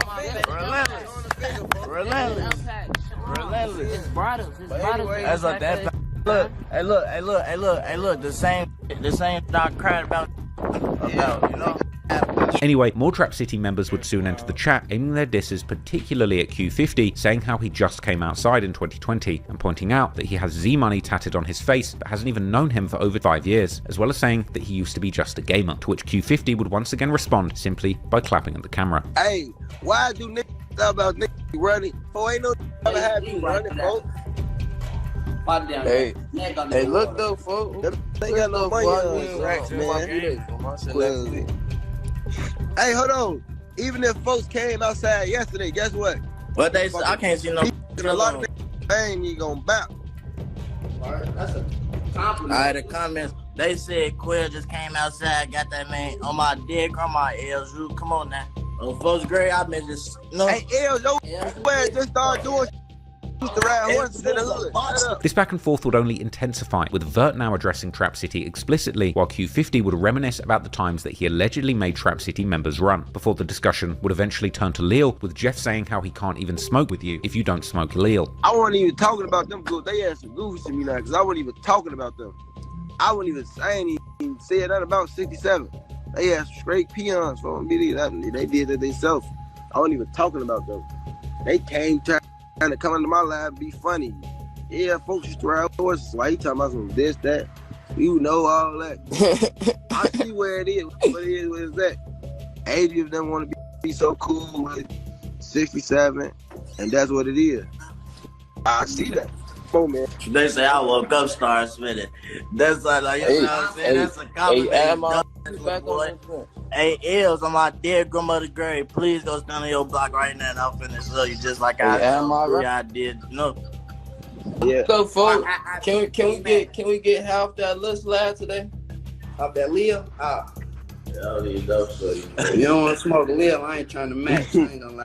Let's play a new. If you ain't smoking my eyes, I can't smoke your eyes. Then, after taking almost half a year break from dropping new music, Jeff would come out with a new song and music video together with Vert in late December 2023, a track titled Stretched. In the song, Jeff ends his verse by rapping how he caught one of his ops in a bowl, this more specifically meaning a fishbowl, which is a reference to somebody being caught in a car with windows that are not tinted, making them an easy target, with this obviously seeming like a clear reference to the fact that Lil was caught in a parked rideshare car. Jeff would later make the same fishbowl reference during one of his IG lives, saying how he's trying to catch a shark in a shark tank.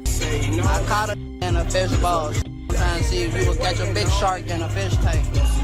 And a few months later, in March 2024, the Trap City and Lil dissing would continue as Jeff and Vert released a song and music video titled FTO, a common abbreviation for F the Ops. And on the song, Vert first raps how his old friends have become his ops now, before Jeff comes in, starting his verse with a wild opening line, saying that he left 7 people dead in his city, and this time dissing Lil by name, saying how he's not giving any passes and anyone lacking is getting smoked, before saying how they're smoking on a Lil pack. Later that same month, Jeff and JB Bin Laden would release their song and music video titled Run But Can't Hide, where Jeff raps just like Vert in the previous song that he's now beefing with guys that he used to be so close with and that they used to sleep in the same bed. This would be almost word for word the same thing that Jeff's mother would allegedly tell him in a text message, where she appeared to praise him for the murders he was doing in the streets and appearing to be in awe of her son's violent reputation, saying, "Go ahead, son, your name ringing bells in the streets." I said, "Is that my boy?" And going on to say that she loves to see him sliding on the kids who slept in the same bed as him as a child. With this old Instagram story from Jeff showing this supposed text exchange with his mother going viral after his death and even getting reactions from channels like No Jumper. Dissing Lil and Trap City had now become a common occurrence in the Bloodhound's music and would continue like clockwork. In the song No Tomorrow by Q50, Jeff and a rapper called FG Red dropped with a music video in April 2024. Q50 raps how he calls the last dead op from the 67th, aka Trap City, an Uber pack. And this was once again followed by that same month with Jeff's solo song Tony Montana, where Jeff raps how they're killing their ops while the ops are throwing up L's. This once again seemingly being a direct reference to Lil, as Jeff and the Bloodhounds would also make it their habit following the death of Lil to drop L's as a diss to him. In the song 333 by Lil Jeff, Q50, and the honorary Bloodhound member Lil Scoom from a set called The Burly Boys, that would first appear online in May 2024, but would later be released after Jeff's death, together with a music video. Jeff would once again seemingly reference catching Lil inside of a car, saying how Lil saw him and realized he was stuck. Even after his death, new songs would keep coming out, where Jeff references catching someone in a drive-share car, such as one song that was aptly titled Lift, that seemingly leaked shortly after his death, where Jeff he let that one be known, like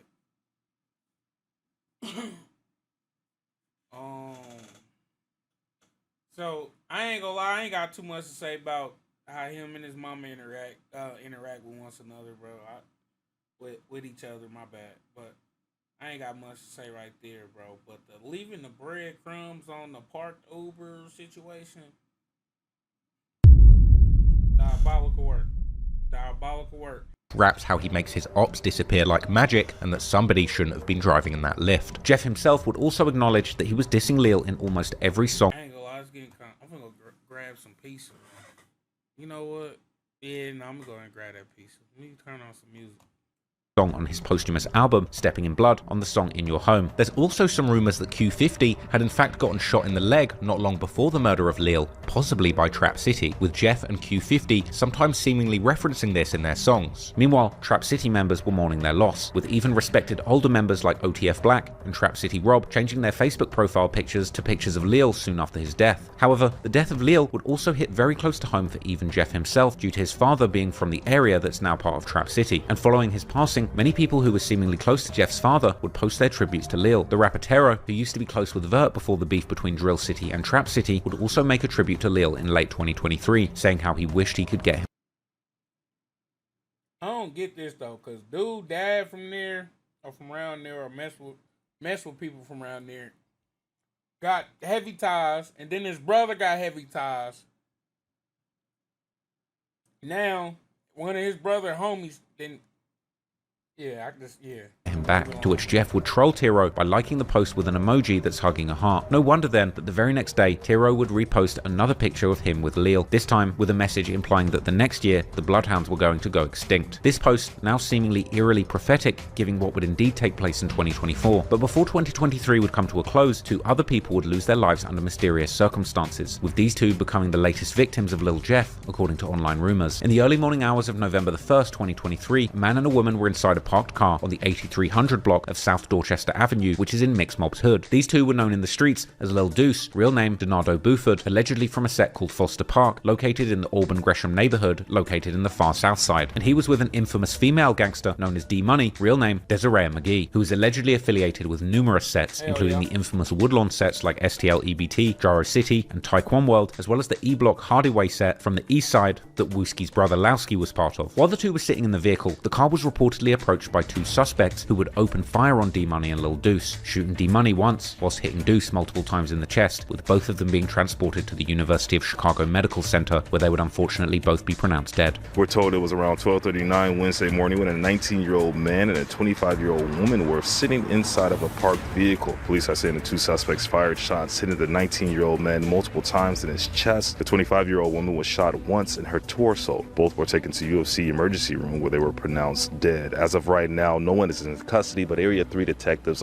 are now investigating this. If you have any information that could lead to an arrest, police would like you to contact them immediately. For now, we're here in the Mary Nook neighborhood. I'm Glenn Marshall, WGN News. This is another one of the rumors regarding Jeff's alleged body count that seems to have very little proof going for it, and many drill fans on places like Reddit and Chiracology have seemed either confused about this rumor or have straight up denied it, with one of the few pieces of evidence used to justify this claim being a post made by Jeff on April 2024 when he would quote an unreleased King Von song whilst adding 10 emojis after the lyrics, with many fans considering this as Jeff literally listing all 10 of his supposed victims, with number 7 of the emojis being a so-called woman's hat emoji. This emoji then supposedly being a reference to D-Money. Interestingly, Jeff would actually seemingly go back and edit this caption, switching the hat emoji to a princess emoji, making it even more obvious that he was indeed seemingly referring to a female victim. The so-called rescue worker's helmet emoji next to it, on the other hand, is much more open for interpretation, with one possible option being that the emoji's red color actually refers to the Black Pea Stones, who were known to rep the color red, with Foster Park, where Lil Deuce was from, actually being a Black Pea Stone stronghold. Or alternatively,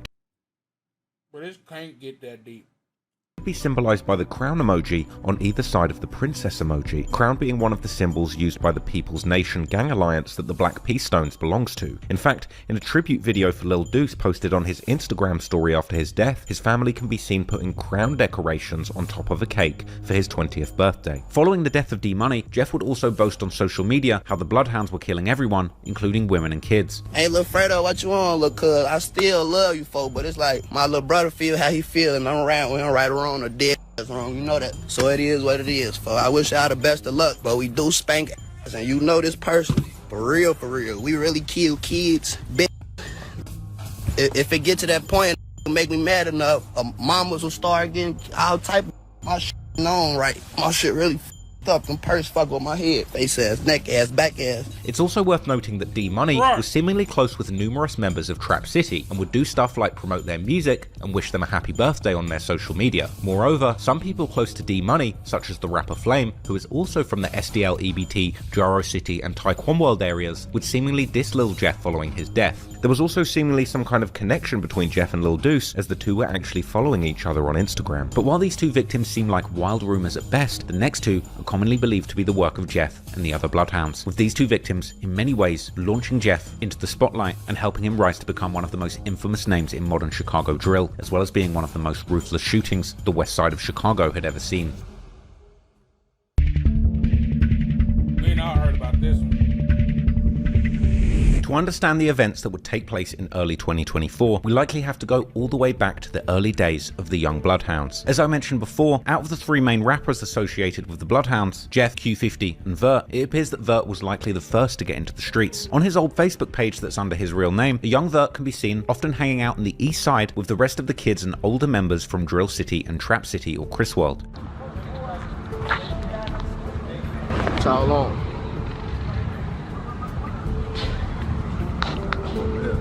No, I asked him something. My head. Yeah, my head. Huh? Go get. Let me go. Hey, who was that? Who was that?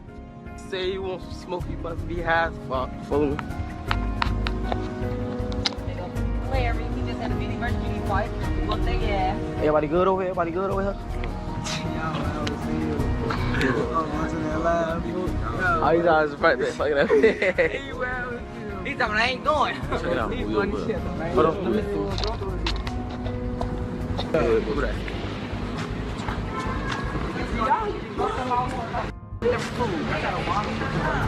What that is? I'm gonna go get me some.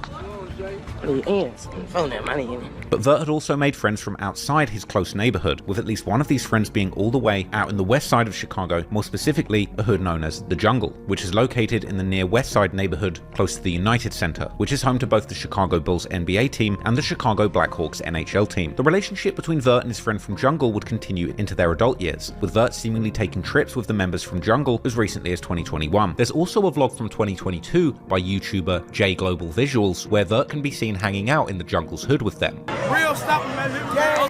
All the ops, man. You know, man. Jungle life, man. We was never known to go. Never. Ever. Jungle life, man. Father that shit, man. Turn the camera. This real live right now. I'm finna even got killers from West. GDK, same K, TBLK, whatever they say. whole West Side thing, what up?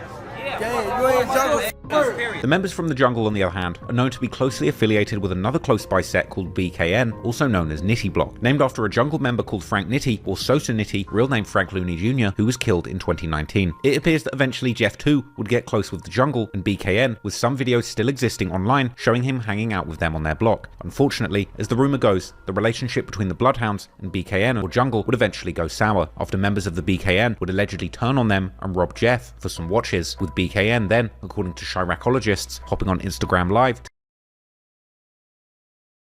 to gleefully show their alleged $50,000 bounty and the 2 guns that were used to take them. Yeah. What did it say? Then coming like, look, tell the op. We talking broad day. You take the cell phone. We got like 50K down. That fake AP they got.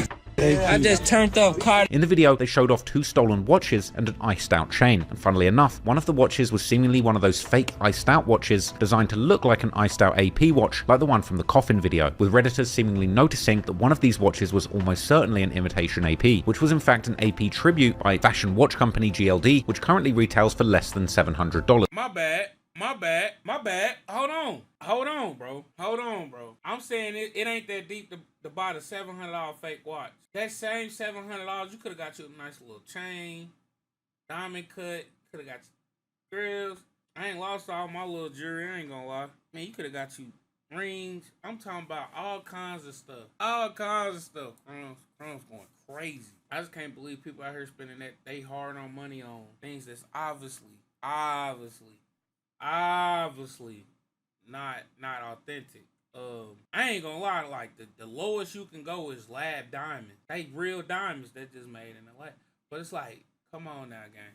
And this is something that the thieves would actually point out in their video, ironically mocking the target of their robbery for having a fake AP. Stop wearing that. Stop wearing that fake. I did just look at the chat and come to a realization.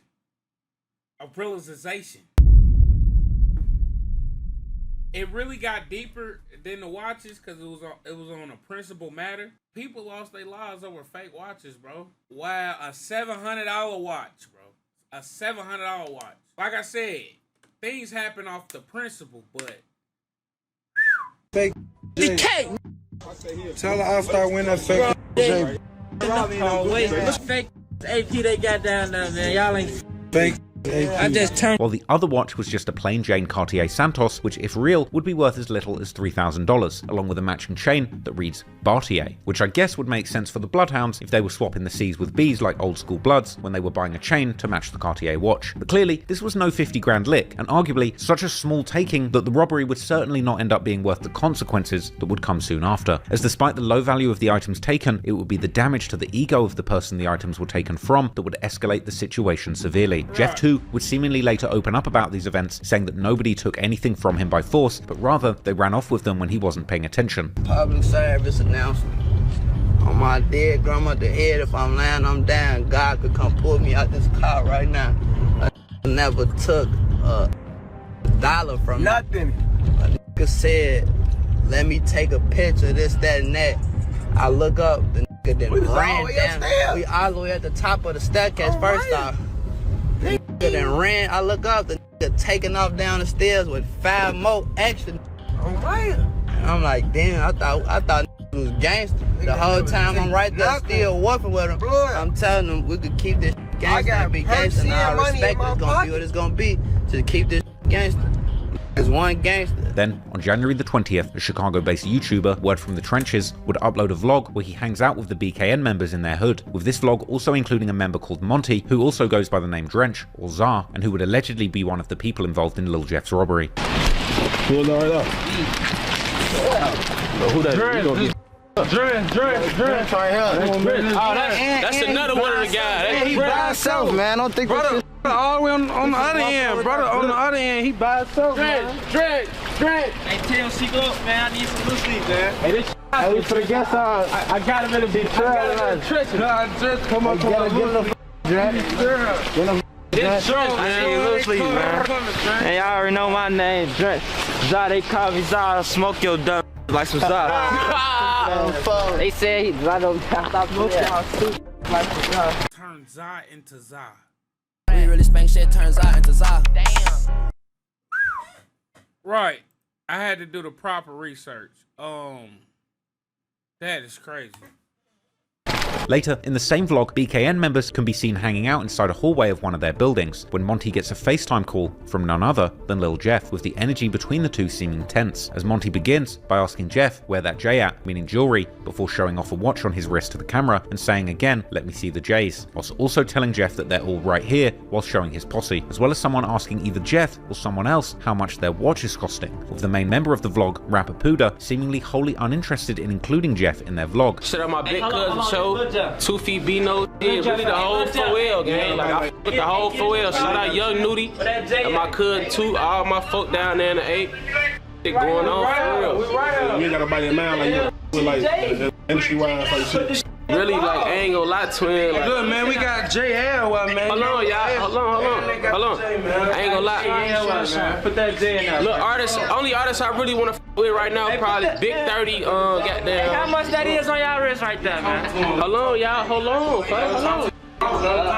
Only 6 days after the release of this vlog, on Friday the 26th of January 2024, Monty and another member of BKN or Jungle called Lil Rob, real name Robert Boston, would be attending the Innovations High School located in downtown Chicago, more specifically in an area called the Loop, and then close to 12.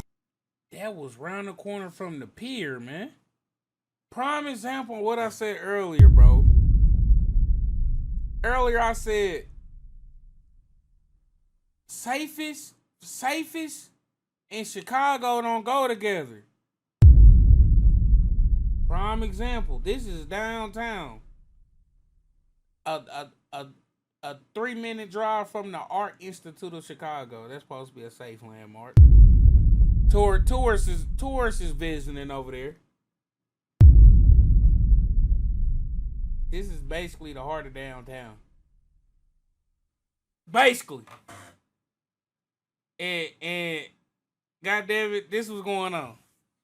High School located in downtown Chicago, more specifically in an area called the Loop, and then close to 12:30 p.m, Monty and Lil Rob, together with other students, were seemingly heading out of the school, likely going on their lunch break, with one exit being next to the Washington or Warbush L train station, a very busy location, particularly during the lunch hour. Soon after exiting the school building, 2 cars would suddenly pull up with several masked shooters hopping out of the cars and opening fire towards Monty and Lil Rob. After the shooting was over, someone standing on the train platform above the street level would capture the truly disturbing scene of the last moments of the 2 young boys who had been shot, whilst their friends and members of the public crowd around them in sheer shock, with some attempting to do what little they could to try and save their lives. Unfortunately, there was nothing to be done, and both Monty and Lil Rob were later pronounced dead in the Northwestern Memorial Hospital, while a third unrelated victim would be grazed in her jacket, the bully fortunately missing her body. Not long after the shooting, the area would be bustling with local media who would interview witnesses that had seen or heard the shooting, including the woman who had just nearly missed getting shot herself. Went through my arm, but during that shooting, Berenice Vargas says she was grazed with one of the bullets. I heard like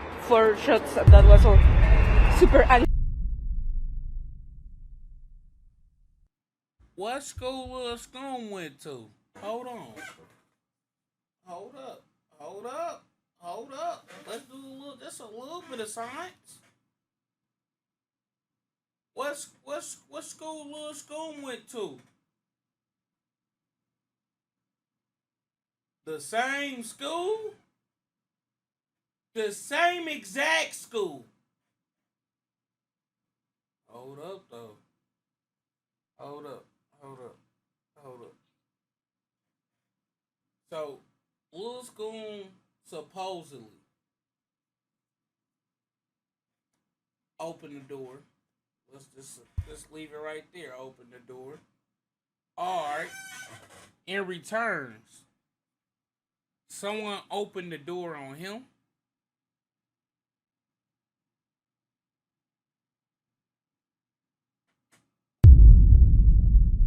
That in itself was already loaded, bro. What goes around comes around. What goes around comes around. Cause and effect. Man, where my little book at? The Law of the Universe, bro. It's the name of the book. I don't get paid for this promotion, but a lot of y'all been interested. It's a decent read. Like I said, it took me. I know I ain't the strongest reader, but it took me like 2 hours to read, bro. But the law of correspondence, bro. The law of vibration, bro. The law of attraction. The law of relativity, bro. God damn it, but it's all the same shit, man. It's like what you get is what you give. I mean, goddamn, what you give is what you get. It's a lot of that going on, man. He ain't opened the door. They was homies before this. Have you think he ain't know where niggas went to school at? I'll give you that. But here's my pushback to that.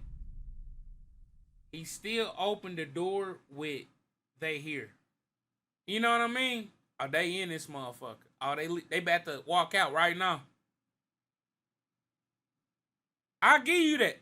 But that's still him opening the door. Anxious and sad, and I was afraid that it hit me too by accident. Another witness would describe the shots being let off sounding like a firecracker, perhaps meaning that at least one of the shooters was using a switch on their pistol. Like a firecracker, you know, like something like a firecracker, you know, like a 10-15 shot. Boom, boom, boom, boom, boom, boom, boom, boom. Local shopkeeper Mohammed Ashik describes diving for cover as bullets were flying, witnessing the aftermath, an emotional scene unfolding right in front of him. Everybody looking right and left, you know, over there has a people crying, you know, kids crying, you know. All of this happening near Innovations High School, where the two boys were students. Crisis responder Andrew Holmes speaking with the boys' families Friday night. The 16-year-old just had a smile, that he kept a smile. The 17-year-old, you know, he was just trying to work hard to just go into the trade business. Holmes furious, like many other community members, about the brazen events that unfolded. He says one of those boys would be celebrating a birthday in just weeks. You have no right to take another person's life like that. And you know, this is a brutal way. This is cold-blooded murder. Mayor Brandon Johnson responding to the shooting, writing, quote, "My deepest condolences to their families and the Innovations High School community as they grapple with unimaginable pain and trauma caused by this senseless act of violence." In the aftermath, even the mayor of Chicago would comment on the senselessness of this attack, and the situation was so serious that it would actually be covered citywide on numerous Chicago news reports, including ABC7 Chicago. As two families and a community mourn the slaying of the teens, Chicago police continue their search for the gunman responsible for the brazen downtown daylight ambush that claimed the boys' lives. It appears to be business as usual just a day after two teens are gunned down in front of their downtown high school. Many of the bullet-riddled windows have been boarded up following the slaying of 16-year-old Robert Boston and 17-year-old Monterio Williams. Friends say the boys knew each other, and so did their families. Investigators say both teens were shot and killed Friday afternoon near Wabash and Washington Streets as they left school with a group of friends. The teens were students at CPS Charter School Innovations High School. That's when witnesses say a dark-colored car and a dark-colored SUV pulled up and masked gunmen got out and opened fire. Authorities say while some of the attackers got away in the vehicles, at least two of them ran away. The wounded students were rushed to an area hospital where they both were pronounced dead. Investigators call the attack isolated and are combing through security camera video from the area. So far, no one is in custody and no arrests have been made. Police are asking anyone with any information to contact Area 3 police detectives. Already on the night of the 26th, the police would also give a press briefing on the investigation so far, showing that the CPD was likely taking this case much more seriously than an average South or West Side shooting due to the extremely central location of this double murder. First of all, I'd like to start out by offering our condolences on behalf of Superintendent Snelling and the Chicago Police Department to the two families that were touched by this senseless act of violence today. Approximately 12:25 today, several students were exiting the Innovations High School when two cars pulled up and a group of individuals exited said vehicles, fired multiple times, striking two of the teenage students of Innovations High School. These individuals were taken to Northwestern Hospital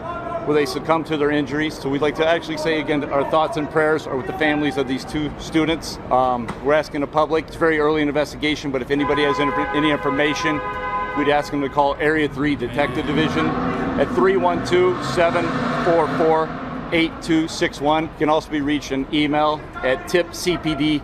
At this time, it appears that a group of approximately 6 students were exiting, and there's no confrontation. Like I said, several individuals exited 2 vehicles, approached the group, and fired multiple times. At this time, it's still very early in the investigation that just several individuals exited those vehicles where the gunfire erupted. There was an individual, a woman that was walking by. Her jacket was grazed. No medical treatment was sought, and she's talking with the area detectives right now. She was not a student, no. And these teens are Innovation High School, or were Innovation High School. Yes. What do you tell us about their ages? 17 years old and 16. At this time, we believe it to be an isolated incident. You know, wherever the tragedy like this strikes in the city, it's heartbreaking for the families and everybody affected by it. It's a tragedy no matter where it happens. But down here, as the students were exiting, we believe it's, like I said, an isolated incident, and that there's no danger in the area continuing. We believe one to be a dark-colored sedan and an SUV.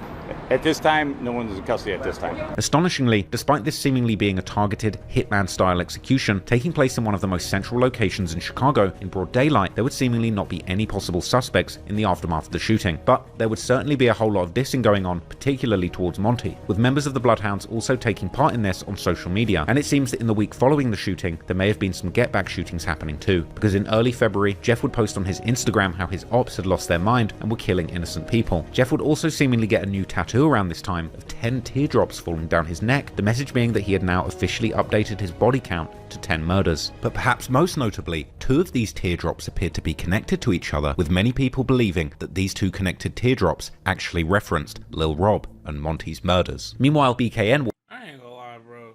I just don't be thinking the little subtle nuances of the whole tattoo or symbolisms that go on with these guys be that deep or intentional. It just how it just happened. You know what I mean? But then again, he referred to these guys as like Joker, you know, some real supervillains. What I do know about supervillains, they are calculated. They are calculated. They are crazy calculated though. Kendrick being one of them.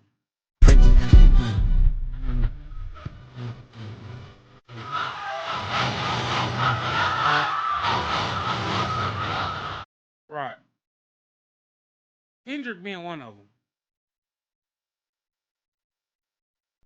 I don't know. I guess I'll just ask the chat this question. Do you think it's very intentional, calculated moves? Like I said, with these guys, you know, I just don't feel like it's that. Unless they like a troll, you know, they on that Instagram trolling on some stuff. Yeah. But this and put 10, number 10 in IG post songs down his neck. At some point, it's not a coincidence anymore.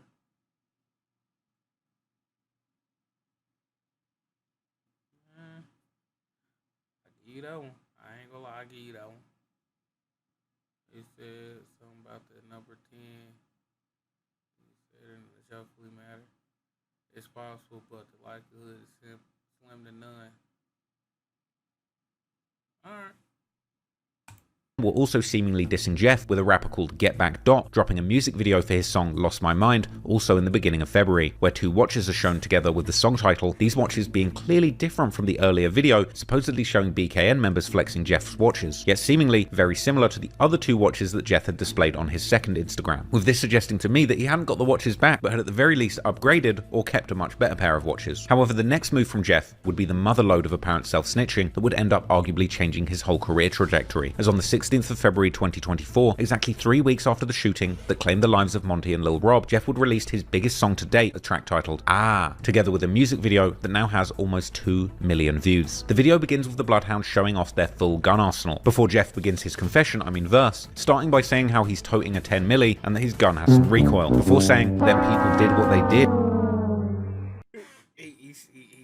I really hit the Video wrong begins button. with the Bloodhounds showing off their full gun arsenal, before Jeff begins his verse, starting by saying how he's toting a 10 milli and that his gun has some recoil, before saying them people did what they did and therefore had to pay the consequences. He then proceeds to explain how he still hops out of the car when he's doing hits and also drives the car because he's so thirsty to catch his ops, before saying that you would think he's lying if he told you about all the things he did in the streets. But Jeff was only getting warmed up, because he then proceeds to state that when he speaks it's only facts and that his supposed victim was screaming, ah, when he got hit, and how this person had been acting tough online but was now laying on the floor. This was another jaw-dropping lyric when you consider the fact that in the footage of Lil Rob and Monty, after they've been shot, lying on the floor, you can actually hear one of them screaming, "Ah." Jeff then puts the icing on the cake by rapping how he just walked into the Lid store to buy 2 hats, a hat, of course, being slang for catching a body and murdering someone, going on to say that he's really stepping in blood, which would eventually become the name of his posthumous debut album, before explaining how his victims didn't get a chance to run, so can't say that he tripped, and that Jeff and his buddies hopped out with 4 guns and 2 people got hit. Jeff then further continues by saying that he has lost his Draco, so he's going to have to use a switch on his pistol, and that before they were his ops,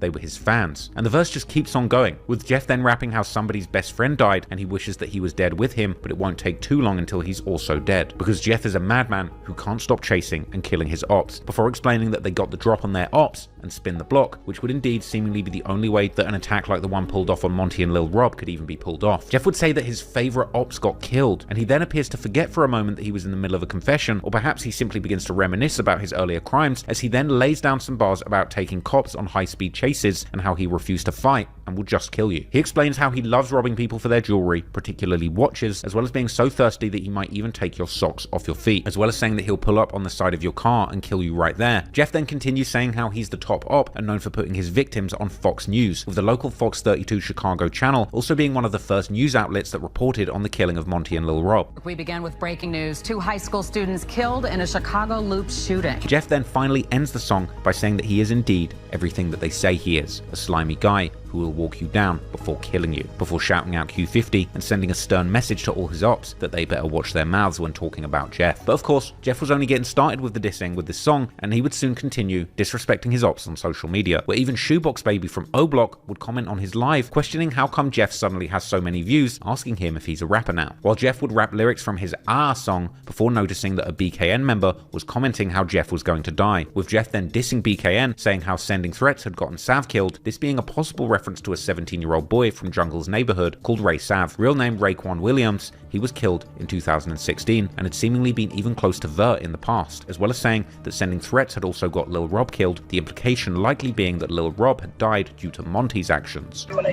they was asking, and that's why Sav ass dead now, because y'all ass sending threats and get your men. You said threats like that, and then your homie go get up. Now you gonna merch it on him next. Now it's on Drake. Now it's on Lil Rob. You know what I'm saying? Now it's on all these new ass. Jeff would also then begin to diss a young alleged BKN member called Baby Do It, real name Kadoni Smith Jr., who was found shot to death inside of a burning car in December 2023 at only 15 years old, with this murder allegedly being a get back for Monty killing 2 equally young boys from a rival set. They put your...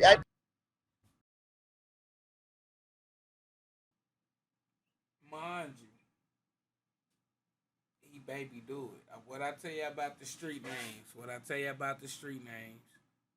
you gotta damn near earn them motherfuckers. Like, for that motherfucker to stick, that's what you gotta be. You know, fuck it. You know what I'm trying to say.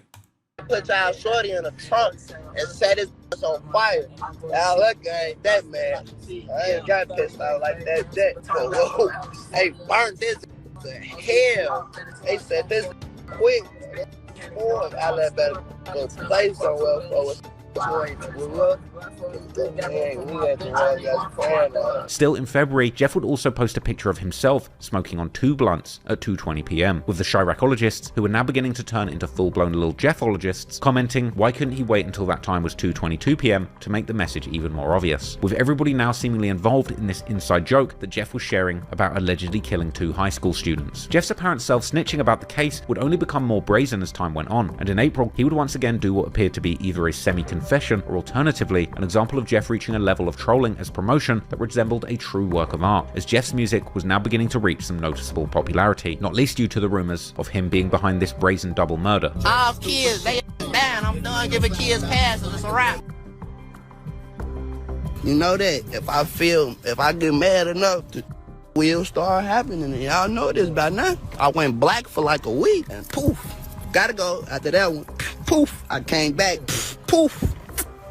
Long live them. though. In April, he would make the now infamous Instagram post of him holding a picture of 2 hats with the description supposedly symbolizing each of his victims with a different emoji, with the last 2 emojis being those of a graduation cap, another rather obvious reference to the fact that Monty and Lil Rob were killed while leaving their high school. Also, seemingly around this time, Jeff would post a cryptic story on IG of his phone screen with the date 13th of January, which would have been almost exactly 2 weeks before the murders of Monty and Lil Rob. In the story, Jeff says that he never wants to feel like he felt that day, and that after whatever happened that day, he made a promise to himself never to forget, and that it's been 4 months since he stood on business, plus then some. Vert 2 was seemingly participating in the dissing, releasing a song and music video titled Out West, with Vert, of course, seemingly having a long and personal connection with the West Side sets, Jungle and BKN, that had now come to an end, just like his long affiliation with Trap City had come to a close the previous year. In the song, Vert raps how he's not too cocky to ask his friends for help before seemingly dissing Jungle and BKN for trying to beef with him whilst their homies had been killed, and specifying how he had been just chilling and kicking back when hearing who had gotten killed, this perhaps being a reference to Monty. Vert dedicating an entire song to allegedly dissing his old friends from the West Side seems to point to his involvement in whatever took place between the Bloodhounds and BKN, which is also something that members from Trap City, including his former friend Tiro, would later indicate during his vlog with X-Man Rico.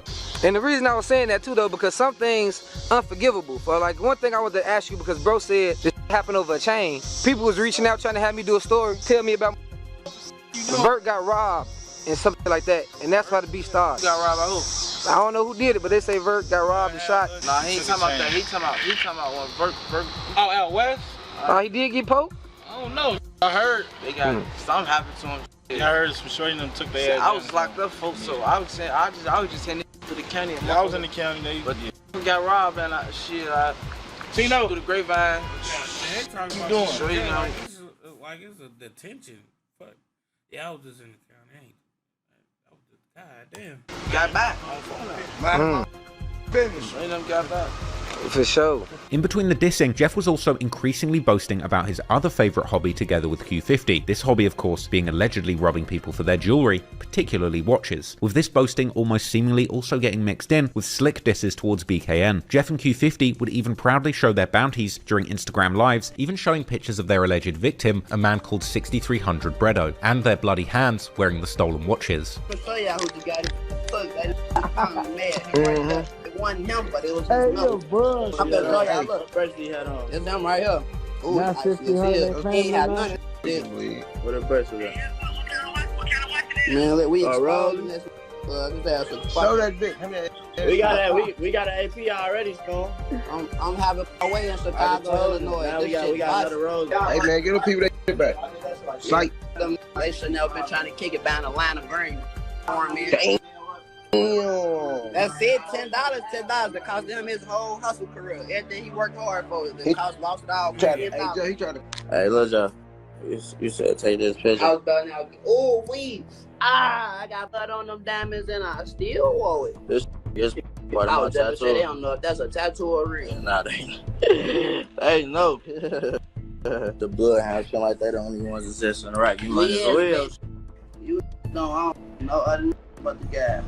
This alleged watch incident with Bredo would allegedly even lead to something way more serious, as not long after, a member called Slide from his TMC set would allegedly get shot in the head, his exact condition after this alleged shooting remaining a mystery, while Jeff and Q50 would once again hop on social media to mercilessly troll their ops, even saying that Jeff's 11th body was now pending. Oh my dear girl. So y'all ain't peeped the caption on one of them posts. That motherfucker said, "Money don't make you bulletproof." Goddamn. That was insane work, bro. They went from kids to rich people now. Yeah, hold on. Have anybody heard from Slide? Get off that man page. Acting like Tupac alive. Like, these dudes are crazy, bro. Troll their ops, even saying that Jeff's 11th body was now pending. On my dead grandmother's head is somewhere on the deathbed, dying, if not dead, down this moment. Shit got hit in his brain. Got hurt. He can't even talk to y'all. He can't even tell you how he feel right now. He don't even know. He's supposed to be 11 right now, but I'm 10. In one ominous live, Jeff would also say how they weren't expecting him to make it to 2024, but that he's made it with a new watch on his wrist, before once again saying how he's up 10 bodies. They say I wasn't supposed to make it to New Year's. I done made it to a new year with a new watch. These hate me. I done made it to a new year with an AP. I love the new year.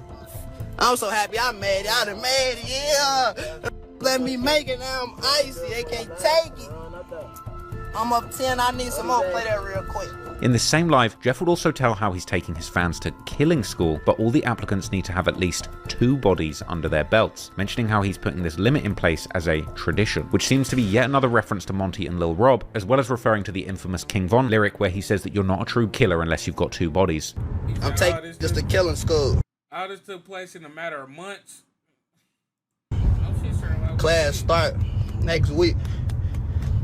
You gotta at least have 2 bodies though. For I ain't coming with no. If you ain't got shit, I can't work with no beginners folk. You gotta at least have a 2. I'm gonna give y'all 2 minimum. I'm gonna start at 2 minimum because y'all know why I'm gonna start at 2 minimum. Now I'm just doing it for a tradition. I'm gonna start at 2 minimum, man. 2, you gotta have a minimum of 2. No, anything, you gotta have 2. You gotta have a minimum of 2 of them to come to school. You just gonna sit your dumb ass in this seat and whatever I say, do it. If you do anything scary, I'm smoking yo. Nah, I'm just playing. I'ma have to though, cause now like I just thought you was ready and you lied. Now I gotta kill you and throw you over there in the lake. I'm about to water. Jeff was clearly feeling himself, and he would also seemingly start and intensify beefs with numerous other people and sets. 800, a snake, OTV, a whole low end. Nah. Yeah. Hey, shorty, Mike, y'all, that's different. Yeah. You nigga, Chicago, matter of fact, the city. Oh, y'all too, watching me. Bam too, fuck slide too. Oh. One of these being another popular Chicago rapper, YFG Fatso, who Jeff would often diss on social media. Fatso, he ain't no shit. That little boy better play his part, you know that? This would seemingly even lead to a false rumor in April that Jeff had been killed, which Fatso would allegedly help spread, with the drill expert Squid Ape then making a post on his Instagram debunking these rumors. But anyway, things had also been happening in the streets closer to home, as in March 2024, a well-respected Trap City OG called Lil D, real name Delegan. If we on the timeline, them niggas February was that was February. Crawl had been killed following an argument during an insane shootout where Lil D was also able to shoot his killer, before another man would take his gun and chase his killer down and shoot him some more. Despite Trap City and Drill City and the Bloodhound still being in deadly beef, both Jeff and Vert would pay their respects to Lil D on social media, showing how mixed up the friendships, alliances and rivalries had gotten at this point between these two factions. A few months later, another tragedy would strike when another OG, 36-year-old man named Tyrone McClinton would lose his life. Better known in the streets as TY, Ty, or G-Ty, he was allegedly from the infamous set NLMB that are closely affiliated with Drill City, with some even theorizing whether the hit on Monty and Lil Rob had been done by the Bloodhounds together with the younger members from NLMB who go by the name Shorty Mob. Ty would be killed in Drill City's hood as he and 2 other men were approached by 4 suspects who would open fire, injuring the 2 other men whilst killing Ty. Someone would even allegedly post a security camera footage of the shooting, showing shooters surprising Ty and others from behind the corner. The location where the shooting happened is at the very heart of Drill City's hood, on the intersection of 79th Street and Cottage Grove. This location, particularly a liquor store there called Happy, being known as a particularly dangerous location, and following Ty's death, that liquor store would be closed for good. According to some Chiracologists, the shooting that would lead to Ty's death would in fact be about the beef between Drill City and BKN, with some even claiming that the shooters were actually out there looking for Jeff himself. But as of right now, the case remains open, and there is seemingly very little to go off to verify any of these claims. Meanwhile, Jeff's career was now truly taking off, and he was grabbing the attention of many local YouTubers, with On a Couch TV being the first to drop an interview with Jeff and the Bloodhounds on the 8th of May, the interview being filmed at the Grand Crossing Park in Drill City's hood. And this interview would include numerous quotables, including On a Couch asking about some watches having gone missing, to which the Bloodhounds reply by saying that they have no idea about any watches, whilst Q50 adds that Jeff doesn't even like watches. They definitely wanted me to ask you, like, do y'all be safe out here? It was some situation they wanted me to ask about, like with some watches or something came up missing. About who? Like somebody or some watch or something from over here probably got took or something.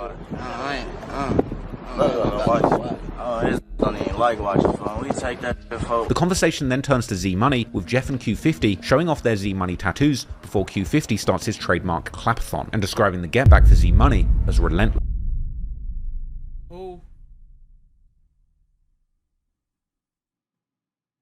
And you see, you know what? Hey, look, he ain't say huh. He ain't say huh. Because they say this, when you hun, you can really hear what the fuck was said and shit. Hell yeah. Meanwhile, Jeff's career was now truly taking off, and he was grabbing the attention of many local YouTubers, with On a Couch TV being the first to drop an interview with Jeff and the Bloodhounds on the 8th of May, the interview being filmed at the Grand Crossing Park in Drill City's hood. And this interview would include numerous quotables, including On a Couch asking about some watches having gone missing, to which the Bloodhounds reply by saying that they have no idea about any watches, whilst Q50 adds that Jeff doesn't even like watches. They definitely wanted me to ask you, like, do y'all be safe out here? It was some situation they wanted me to ask about, like with some watches or something came up missing. About who? Like somebody or some watch or something from over here probably got took or something. Oh, his don't even like watching phone. We take that shit, folks. The conversation then turns to Z Money, with Jeff and Q50 showing off their Z Money tattoos before Q50 starts his trademark clapathon and describing the get back for Z Money as relentless, before adding that the same things they cried about, their ops died about. So how do y'all move out here? Everybody probably see y'all got the Z Money tattoo on your face. It's probably real noticeable. You know that. You see, that's that related. That's that get back for my man. That's that get back for my man. That's that get back for my man. Y'all basically let us know who that is too. We see y'all keep his name alive every chance y'all get. That's cuz. That's our cousin, folks. Me and folks cousin. You see photos lead up to real sandbox, baby. Does know like the impact he had on the hood that he. You see a tattoo on my face. You see that? Hey, look, relentless. Relentless. It's brothers. That's like that. Look, hey, look, the same I cried about, you know? On a Couch would also note to Jeff that a lot of their songs had been getting leaked lately, before saying that fans have been telling him to ask Jeff about a song called Die Els, the song name being of course another reference to Lil, before Lil Scoom steps in front of the camera and starts rapping the lyrics to Jeff's hit song, Ah. And you pop it right now, man. A lot of people been experiencing links like Lil Scoom, everybody, they been leaking their songs, man. They love that your song Els or Die Els or something. They said give them a snippet or something. I don't know. They just asked me to tell you to give them a snippet or something. What's that? Oh, I think that's They've been spamming that too. They tell them to rap some of that.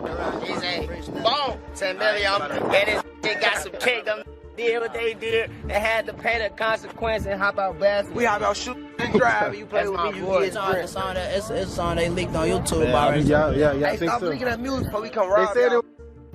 Okay. Yeah, they leaked my. They already got the song. They want me to rap it. Vert would also participate in the interview, as On a Couch asks them if people in the streets should stay off social media, with Vert replying that they're just trolling online and that everything they say is just a game, like GTA or Call of Duty. We feel like you really like in the streets, for real, like you shouldn't even play on the internet. It's called trolling, bro. Extent, yeah, you got trolling, bro. That's enough. We be trolling, bro. Because we live in a time right now where like a lot of rappers actually live the life they say, whether it's like trapping or anything, even like GTA, Call of Duty. What you say? So when y'all like in the booth and all that, how do y'all stay away from like even incriminating lyrics? As we see what Young Thug and all them going through for rap lyrics.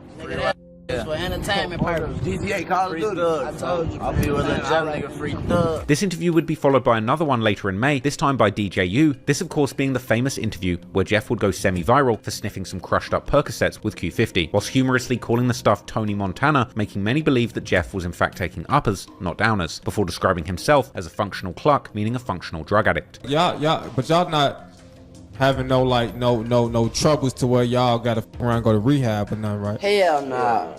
Hell nah. Shit ain't good to you. That's cluck. See you that scratching your face. I'm a functional cluck. I can function. I can move and think and do and still live my everyday life. DJU would also bring up Jeff's supposed 10 bodies, asking why the internet is painting him to be such a monster, with Jeff replying how all of the rumors about him are just coming from Reddit, showing that Jeff was indeed well aware of the infamy and dedicated fan base that he was building amongst Reddit. Being a fan cool now. said that, bro. You tripping. You tripping right now. Just relax. But anyway, hold on. I was about to say some different shit, bro. Hold up. Its hardcore drill fan community with his wild antics in the streets and on songs. You wanna know? I'm gonna tell you right now why I thought you was from the UK. Cause they said Bloodhound Lil Jeff got 10 bodies. I said, okay, well he can't be in Iraq then. This must be, you feel me? In the UK. You know what I'm saying? Let's talk about the real Bloodhound Lil Jeff, right? Why these folks on the internet make you out to be this monster? I don't know, for they ass up in the head. So look, I just watched shout out to SNTV, right? Street News TV. What is that? Let me cite my source. He made a video about you. It says Bloodhound Lil Jeff. Is he self-snitching or clout chasing? It's the video I watched today. And man, in the first 60 seconds of the video, he refers to you as an example of what not to do for the youth. He said, man, this guy right here, this is what y'all should not do. You know what I mean? And he kind of broke down, you know, some stuff he found online. So where are these, you know, type of rumors coming from?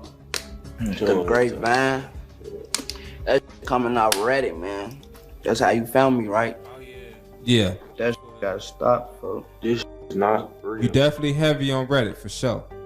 You get posted on there like almost every day. DJ U would also ask Jeff about him always having so many watches, with Jeff trolling by responding that really the people are just letting him have them. Another thing I picked up online from your social media activity is you be having a lot of watches. You see this? Man, this ain't, this is just cool. Where you be getting all these fly watches from? That's sweet. Okay. $3.99.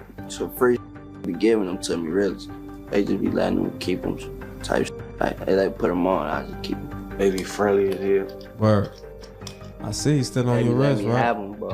So it was a situation where a guy tried to get high and he lost his watch. Nah, what time? Where you read that shit? On Reddit. Yeah, they is. See, some of that shit I tell you. Oh no, but they, you know, they picked it up off your video. You said that they tried to get a $10 whatever you talking about that shit. I thought you was saying I was trying to get high. Oh yeah, man. Listen about that. Yeah, that one about it for real. Right. He let me see this. Yeah, never I'm actually really borrowing it right now. I'm about to say he never I'm actually. gonna give it back soon. Oh shit, bro. Hey, that shit ain't shit for. He let me see this bit. Hold on, then he follow up with some more bullshit like, he really let me borrow it right now. Man, what? Who you think we is, dude? Boo Boo the Fool or something, man? Hell. Okay, I guess I'm HG. I'm HG. Helmet game. Because he just trying to pull a fast one over us, man. Short bus, helmet, in back of that motherfucker. Nigga, I'm that guy. Get 3 checks a month, nigga. Alright, let me stop. A little bit too far. A little bit too far. I just buy it. DJ U then continues by asking if anyone has ever taken anything from him, likely already knowing the answer, with Jeff responding by rehashing the events leading up to the deaths of Monty and Lil Rob before quoting his song.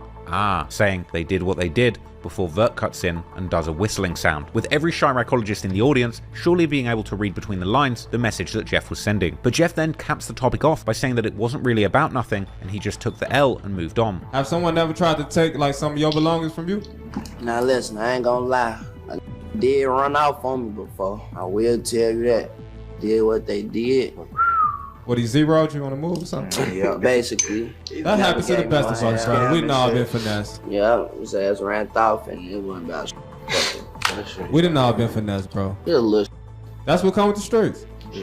It wasn't about nothing at all. I'm talking about at all. Yeah, I feel like that ain't nothing. Like, I feel hell like no, you can't even count that as L. I mean, you can count it as an L, but you just charge that shit. That's scary, ain't it? Like, what I'm doing about scary charge of the game. Shit, bro. Yep, I just took my L and moved on. DJ U then attempts to further dig into the topic, asking if these events turned him into a monster, but Jeff responds by implying that no, because he's been had ops. The conversation then turned to asking what it really was that turned Jeff into a savage, with Jeff replying that it was actually the death of Z-Money, saying how after his death, all he has seen is red. Did that turn you to like some type of monster on some shit like, man, f these? Nah, it been f these. That just made me watch these. Okay, watch these now. Right. So what was the one situation that has occurred in your life that made you say, fuck these niggas? I told you, ran off on me. Nigga, that's what I just asked. For that, like you said, it's been. It been f these. I ain't gonna lie, my homie dad, that's on my face right here. Z-Money? Yeah. Okay. It was super f these after that. Fuck everybody after that. Okay, I see Z-Money on his face as well. Y'all share the same tattoo. Another.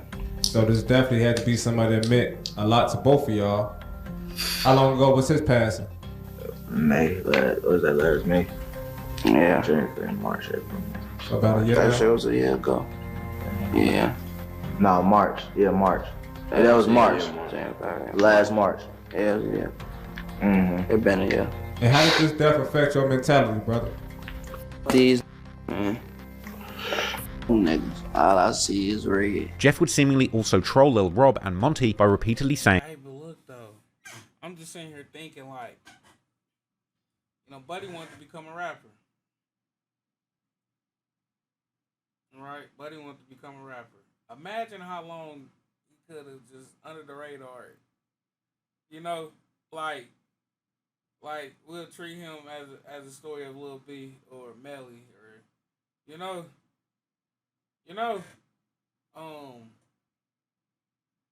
but imagine how much more could have got done. Cause it was obvious it wasn't like a set place. It was there downtown, out west, it was out south, out east, Milwaukee. Like this motherfucker, he could have ran up like a smooth. What's a good football number? College football number. Like even better, I got a better analogy. He could have ran up like a good 30-piece McNugget. You feel me? Like the nigga could have did some astronomical shit. stay in school. Hold on, let me do a redo. What you say, stay in school? Yeah, come on, redo. I'm still saying y'all though, cause I don't put them AB on some bullshit. Come on, you ready? I can redo it. Yeah, it's rolling, brother. You ain't even. They heard you. Then stay in school. That's it. That's all. Stay in school. But everybody else, except for the people that need to stay in school. The interview would finally end on a truly telling note, with Vert taking a box of cereal, made famous by the Whoop Man himself and the official peace pusher of Chicago, social media influencer FYB J-Mane, pouring his promotional cereal The Whoops on the floor before stepping on them, showing that unlike J-Mane, one thing the Bloodhounds truly had no interest in was pushing peace. DJ U, Bloodhound Lil Jeff, get everybody stay in school. The ops. Hey, shout out to Word to Production. Shout out AMF Visuals. You can take them whoops home with you, brother. Damn. Damn. He just left on the woods. He just. He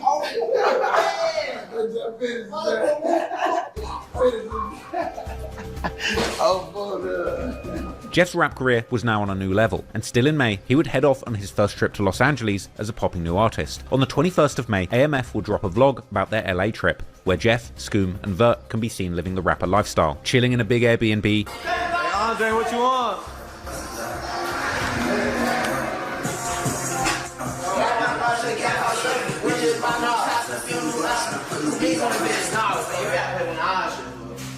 Driving in fancy cars. They got us, here's what it is, shit, I'm going back. What you on, man? Free phone now. I owe jail call for the guys, man. Shopping.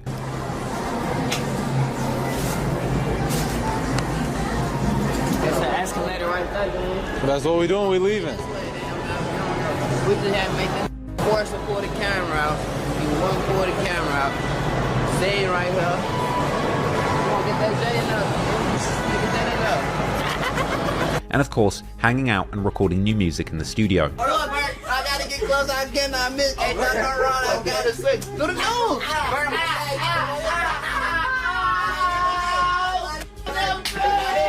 Dahmer on the way. The next to the news. White. 1M on the way. You at 300K. 300. 300,000 views on that. Jamie Foxx. The vlog ends with the crew preparing to head back to Chicago for Scoom's birthday party, with his birthday being on Sunday the 12th of May, whilst the party seemingly being planned for Saturday the 11th. You ready to go back home? You know that party on Saturday for Scoom's birthday. Unfortunately, the day after Scoom's birthday party, and on the actual day of his birthday, on the 12th of May, another young man would lose his life. This man being a 22-year-old named Khalil Dunbar, who was better known in the streets as an alleged member of the 8-Tray mob called Baby KD. According to news reports, KD had been in an alley near the 10800 block of South Indiana Avenue, this area being far away from the hood of the 8-Tray mob, when he was shot in the neck and taken to the Christ Medical Center, where he would later pass away. KD had seemingly been close friends with both Clay and True, the 8-Tray members killed in 2021, allegedly by the Bloodhounds according to some rumors, and he would often post tributes to them on his social media. Perhaps not so surprisingly, at this point, after KD's death, Jeff would soon seemingly begin to claim this murder as well, as he would go on live on Instagram and officially update his body count, saying that he's on his toes now because he can no longer count with his fingers, before simply stating, F it, it's 11. Hold your wrist up. Hey, when he play this, y'all know what the going on. I'm on my toes. We got his soul. I wanna bust his toe. Don't play with him. What's that young boy song they playing? I'm finna hear it out.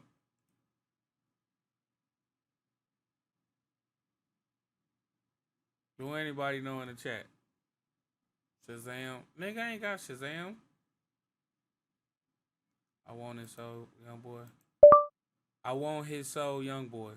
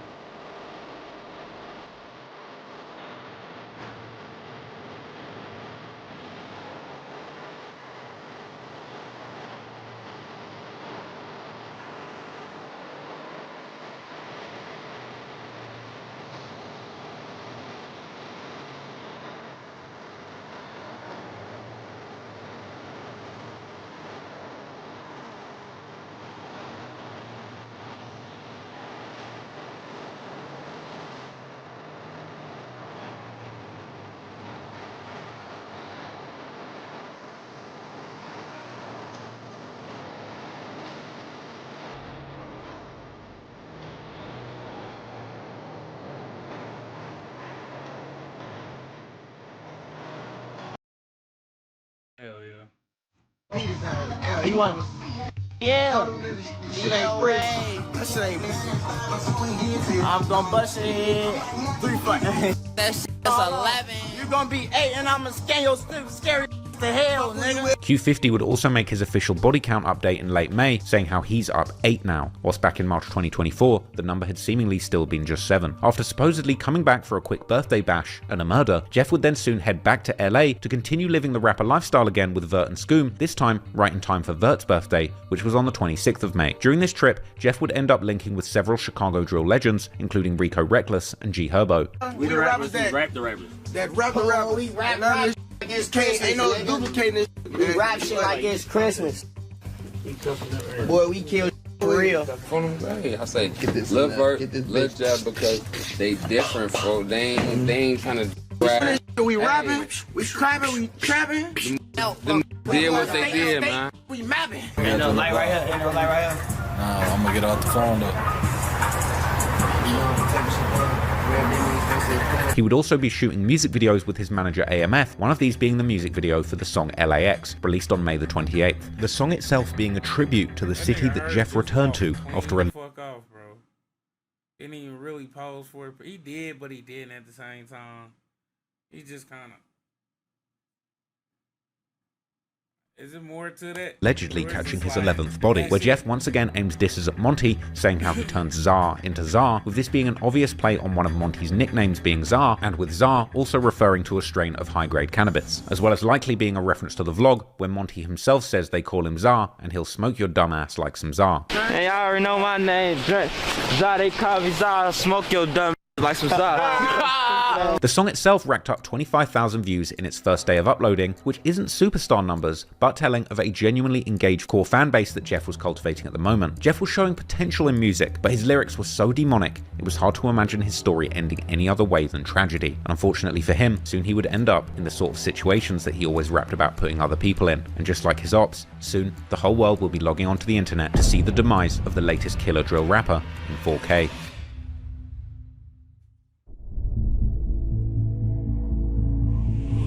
Lil Jeff's strategy of bragging about his insane body count in his songs and acting wild in his interviews was picking up steam. He'd already been going viral for his clip sniffing a pill on DJU, and on the 1st of June, a YouTuber called Blender Bars dropped a video that was reposted on Reddit claiming that Lil Jeff had indeed claimed his 11th body during his LA trip, claiming that he indeed did a drill between these two trips to Los Angeles, and being one of the earliest exposés of Lil Jeff's staggering stats as a Chicago gang assassin. He claimed to have 10 bodies at least. And we have lyrics to match up with 2 of the bodies that he proudly claims after the ops supposedly hit a lick for some of his watches. By June the 3rd, his music video for the track Should Have Saw It had 199,000 views, passing 200k the following day. Jeff was having the motion in music, and whilst this was only the beginning, he clearly had a lot of potential in the rap game. Unfortunately, however, as he often rapped himself, he was always more focused on the streets than the music, and only a few days later, he would end up on the wrong side of the sort of drills he usually was dishing out on the streets. On the 8th of June 2024, everything came crashing down for Lil Jeff and the Bloodhounds in dramatic fashion. After countless lyrics about jumping out of the car as soon as he sees his ops and shooting at them, the 8th of June was a day like no other, and in surveillance footage that was later leaked, we saw this was another day when Jeff, Q50, and another man indeed caught one of their ops, jumping out of the car outside of an address on South Rhodes Avenue, a street that Jeff and his friends had boastfully rapped about shooting up numerous times before. In the footage, if you look at the very top left of the frame, you can see a door of a car opening. This is Lil Jeff jumping out of the car, and he immediately begins shooting at a man wearing bright yellow shorts who ducks behind a car and runs up a porch into a house, whilst being chased by Jeff, who continues shooting at him. He would then seemingly be chased by Jeff wearing a black Nike Tech hoodie and grey Nike Tech joggers and pointing a gun, with Jeff doing something that he had indeed rapped about doing numerous times, chasing an op into their own home. But at this point, Lil Jeff got something he didn't bargain for, as someone inside the house would begin to open fire on Jeff, neutralizing him before he even made it up the steps, sending him flying back onto the ground at the bottom of the porch. And here on the ground, Jeff was reportedly shot numerous times, with the implication being that his shooters emptied a whole magazine into him from atop the porch. Then we would see another angle from a different camera which recorded the sounds of the shots being fired into Jeff, as well as showing Q50 and another shooter, as well as the driver on the hit behind Jeff, walking to the porch and returning fire, with Q50 seemingly shooting at a passing car for some reason, likely in this moment earning himself an attempted murder charge. Some have suggested that the original target that Jeff had chased was talking to the person driving.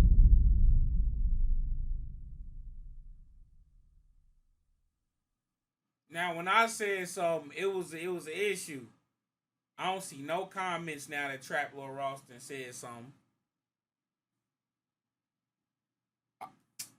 Yup. In the car that Q50 was shooting at as it drove past. Meanwhile, once the driver of the getaway car notices that Jeff has actually been killed on the ground, getting out to look, before all the men realize that it's too late to save Jeff, running back to the car, getting in, and fleeing the scene without Jeff, as shots continue to hit Jeff laying on the ground. Interestingly, Another camera angle would later surface, showing that when Q50 initially ran towards the porch, he slipped over and fell as he tried to let off shots, injuring his ankle, with Q50 being seen with a limp as he ran back to the car. And while Jeff was laying on the ground, he would reportedly be hit 19 times, and an insane total of 58 shell casings would ultimately be found at the scene of the shootout. And after it all went down, reports of the shooting would begin to circulate on Twitter, and police scanner audio would describe a chaotic scene. A later video by YouTuber Loyalty and Betrayal would actually do a full breakdown of the scanner audio. 302 Sam, we're hitting 12 rounds, 6639 South Roads. Straight 10. Anybody going there, be careful, this might be crossfire. And, yep. Per 310, anybody heading over there to roads, use caution because this may be crossfire, and now we getting a person shot. 6647 South Roads. 306 Sam, we got multiple casings, 6641 South Roads, on the front porch and the sidewalk. Multiple shell casings, 6641 South Roads, on the front and the sidewalk, on the front porch as well. 6641 South Roads. Alright, they saying somebody's doing a self-transport right now. They're telling my partner on the phone. We're trying to figure out what car took them. 306 Adam. Yeah, 306 Adam. One of the residents at 6641 says they threw a guy in a car and they're on their way to the hospital. I got some blood drops on 6641. Black SUV, Adam Lincoln King 3937 Wisconsin place, just dropped off a victim at UFC. They're going northbound on Maryland. The black SUV. You know what, bro? Am I just psychoactive brain today or something? I don't know, bro. I don't fucking know. With Wisconsin plates.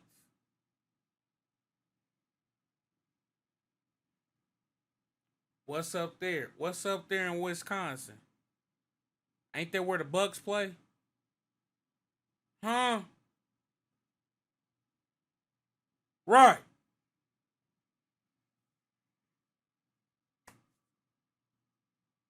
Truth in the details, gang. Truth in the details. With Wisconsin place, Adam Lincoln King 3937 northbound Maryland. For a black SUV, Adam Lincoln King 3937 with Wisconsin place. They just dropped off a victim at UFC that was shot. And that vehicle stolen. Footage would later circulate showing the Chicago police combing the crime scene, placing a whole bunch of evidence markers where the many shell casings had been left. But interestingly, at the crime scene, Jeff's body was notably absent. That's because apparently Q50 and the other man seemingly took Jeff's body to the hospital after the shootout, somehow managing to spin the block, coming back, and retrieving Jeff's body from the porch where he died without taking any more bullets themselves. An image would later go around online which seemingly showed Q50 and the other man carrying Jeff's body into the hospital. But it didn't take long for the dust to settle on the actual shooting.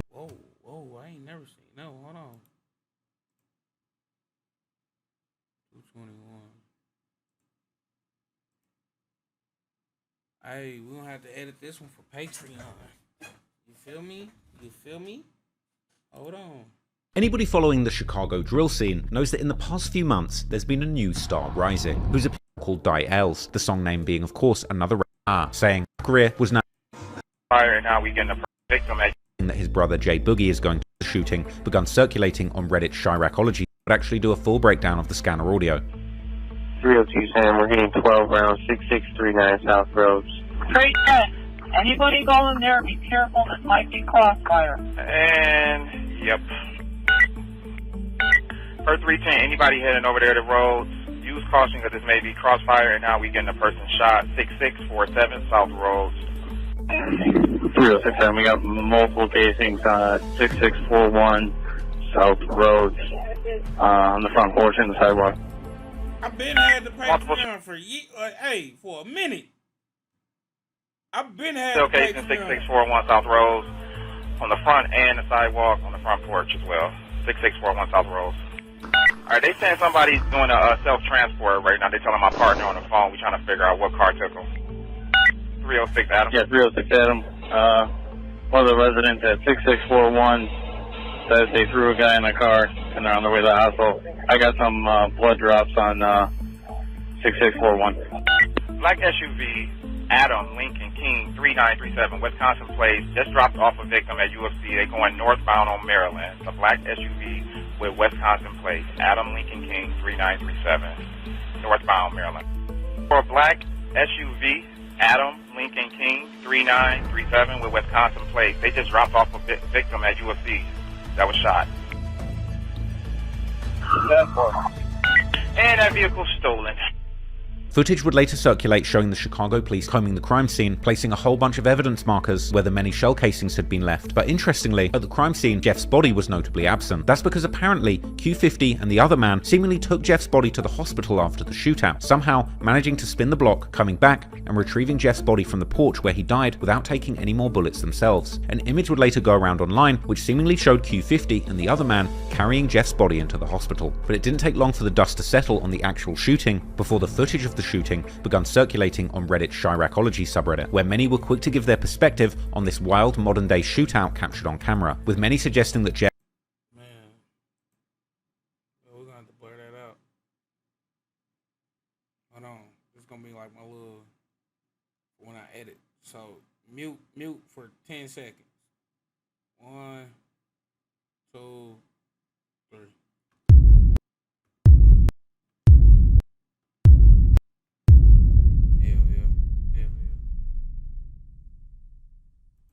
You gonna mute now, you know what I mean? Before the footage of the shooting begun circulating on Reddit's Chiracology subreddit, where many were quick to give their perspective on this wild modern-day shootout captured on camera, with many suggesting that Jeff and the Bloodhounds had actually underestimated their opposition and ended up outgunned after being overzealous. As one commenter put it, honestly, the video puts it more out of the actual perspective of what it looked like in real life, because cameras only see a certain angle. They actually were only like 20 foot behind him, with the car being like 80 foot at most. They were behind him, he just ran ahead and got overzealous and got blasted for it. Hindsight is 20/20, my G. Granted, they did turn back the minute they realized there was more opposition than they thought, but by that point, they were in a full-blown shootout. Dude in the red got hit, and they were in the middle of the road with only cars for cover. Once they realized they were outgunned and got to the car, is when Jeff got fully overkilled, and the dude in the white saw it all and let the switch off a few times in a futile attempt. No one's fault but Jeff, and he literally got instant karma. For those that knew Lil Jeff and his activities in the streets, they would know what was to come next. The day after his death, on the 9th of June 2024, Jeff's close family members and friends would react to his death with heartbreak, with some saying that they were staring at his picture in disbelief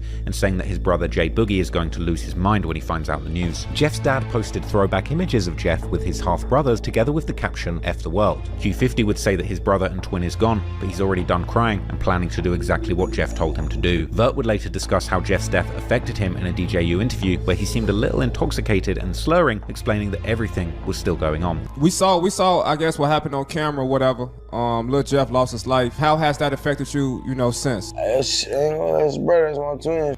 You know, I don't feel that shit hurt. It's my brother, you know? Yeah. But it's like, I can't stop. For what? I'm gonna stop for. They want me to be stopped. They want me, Yeah. This shit don't stop. Shit all gonna still go on.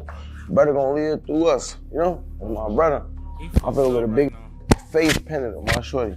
You hear me?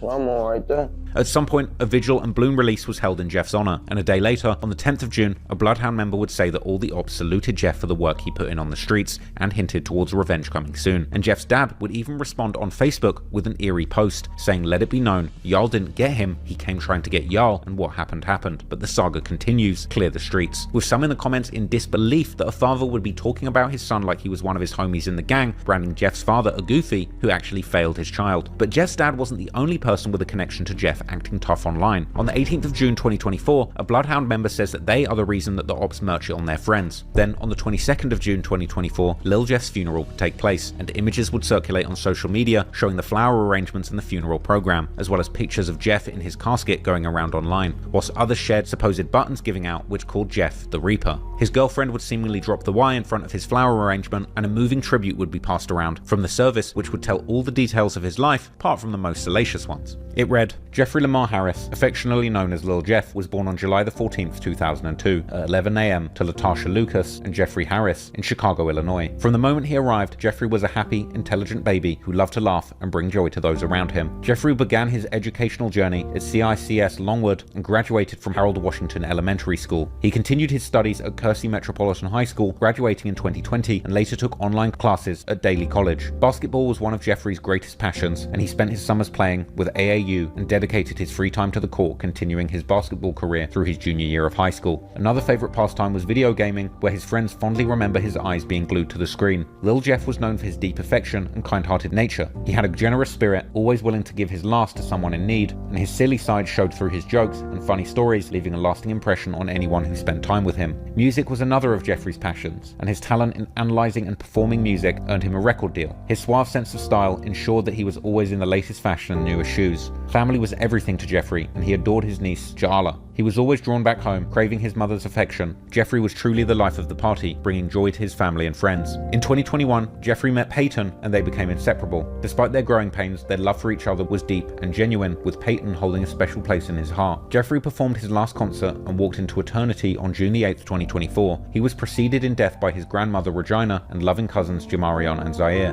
And Jeffrey leaves behind to cherish his memory, his mother Letitia, and his father Jeffrey Sr., his grandmother Sherry, his aunts Tequila, Nikia, Tisha, Alicia, Deneen, his uncle Brandon, his brothers John, Jakari, Tradari, his nieces Aubrey and Jaya, and his girlfriend Peyton, and a host of family, friends and loved ones. Thank you for attending his last concert. Long live Lil Jeff. But the funeral wouldn't be without drama, however. Apparently, a fight would break out between some women who had been attending the service, with clips circulating online amid rumors that Jeff's girlfriend and his side chick had been involved in an altercation. Whilst Jeff had been laid to rest, the beef was far from over, and disrespect would still fly from surviving members. The apparently made a mural for Jeff, with 8-Tray Mob members recording themselves destroying it, followed by reports that 2 men from 8-Tray Mob were shot in retaliation within 3 hours. But despite Lil Jeff no longer being a threat on the streets, his music would continue bringing his murderous energy to the streets of Chicago, even after life.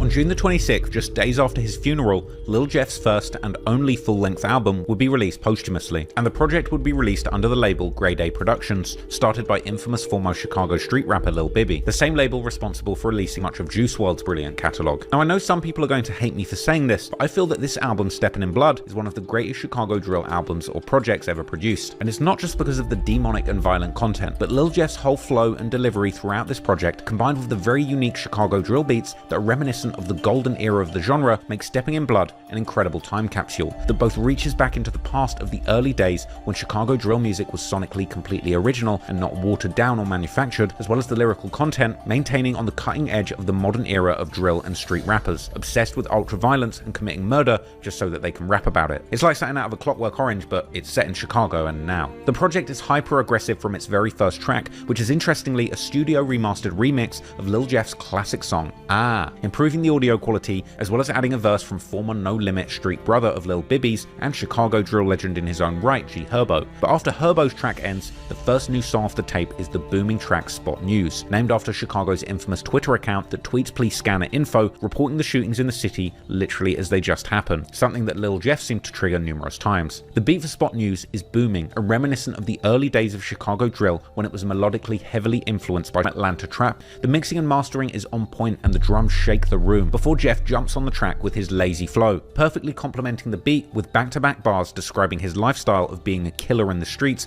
with an effortless but impactful delivery. You can almost smell the pills on his breath. And the way Jeff raps about violence in this song make it seem like it's completely casual and he's fully unbothered, which perfectly captures his personality in the streets. Killing and rapping about it was just a normal day at the office to Lil Jeff at this point in his life. He raps about seeing ops, immediately pulling down his mask and jumping out the car, something we saw him literally do on the day he died, and rapping about putting people's faces on the news and the shootings he was responsible for being posted on Spot News. He seemingly refers to having got revenge for Z-Money's death and saying the get back isn't a big deal, and he's got bars about stealing the very same watches that he wore in his early music videos. He would appear to refer to the murders of Monty and Lil Rob numerous times on the song, rapping that he does things twice and rapping how 2 people died on 1 hit. Jeff's laid-back delivery sees him float through the track with finesse, and if you weren't paying attention, you might not realize that every single bar is painting a vivid and violent picture of his life as a demon in the streets. I ain't gonna lie. We pretty much know what's going on now. But the earlier on, Jeff, bro, I ain't gonna lie, I wouldn't have called no shit like that for his life.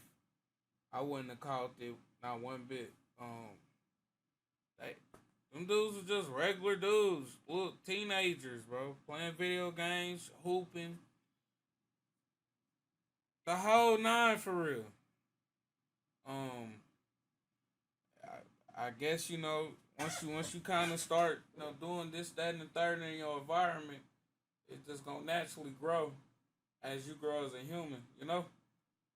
But dang, let me know you made it to this part of the video.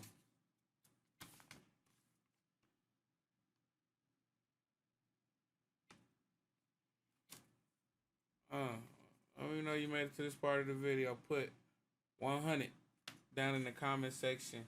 Also, if you like, I would like to know who claimed the Amazon gift card in the video. You know what I'm saying? I'd at least like to pin your comment or whatever. Anyway, it's your boy Snore. I'm gone.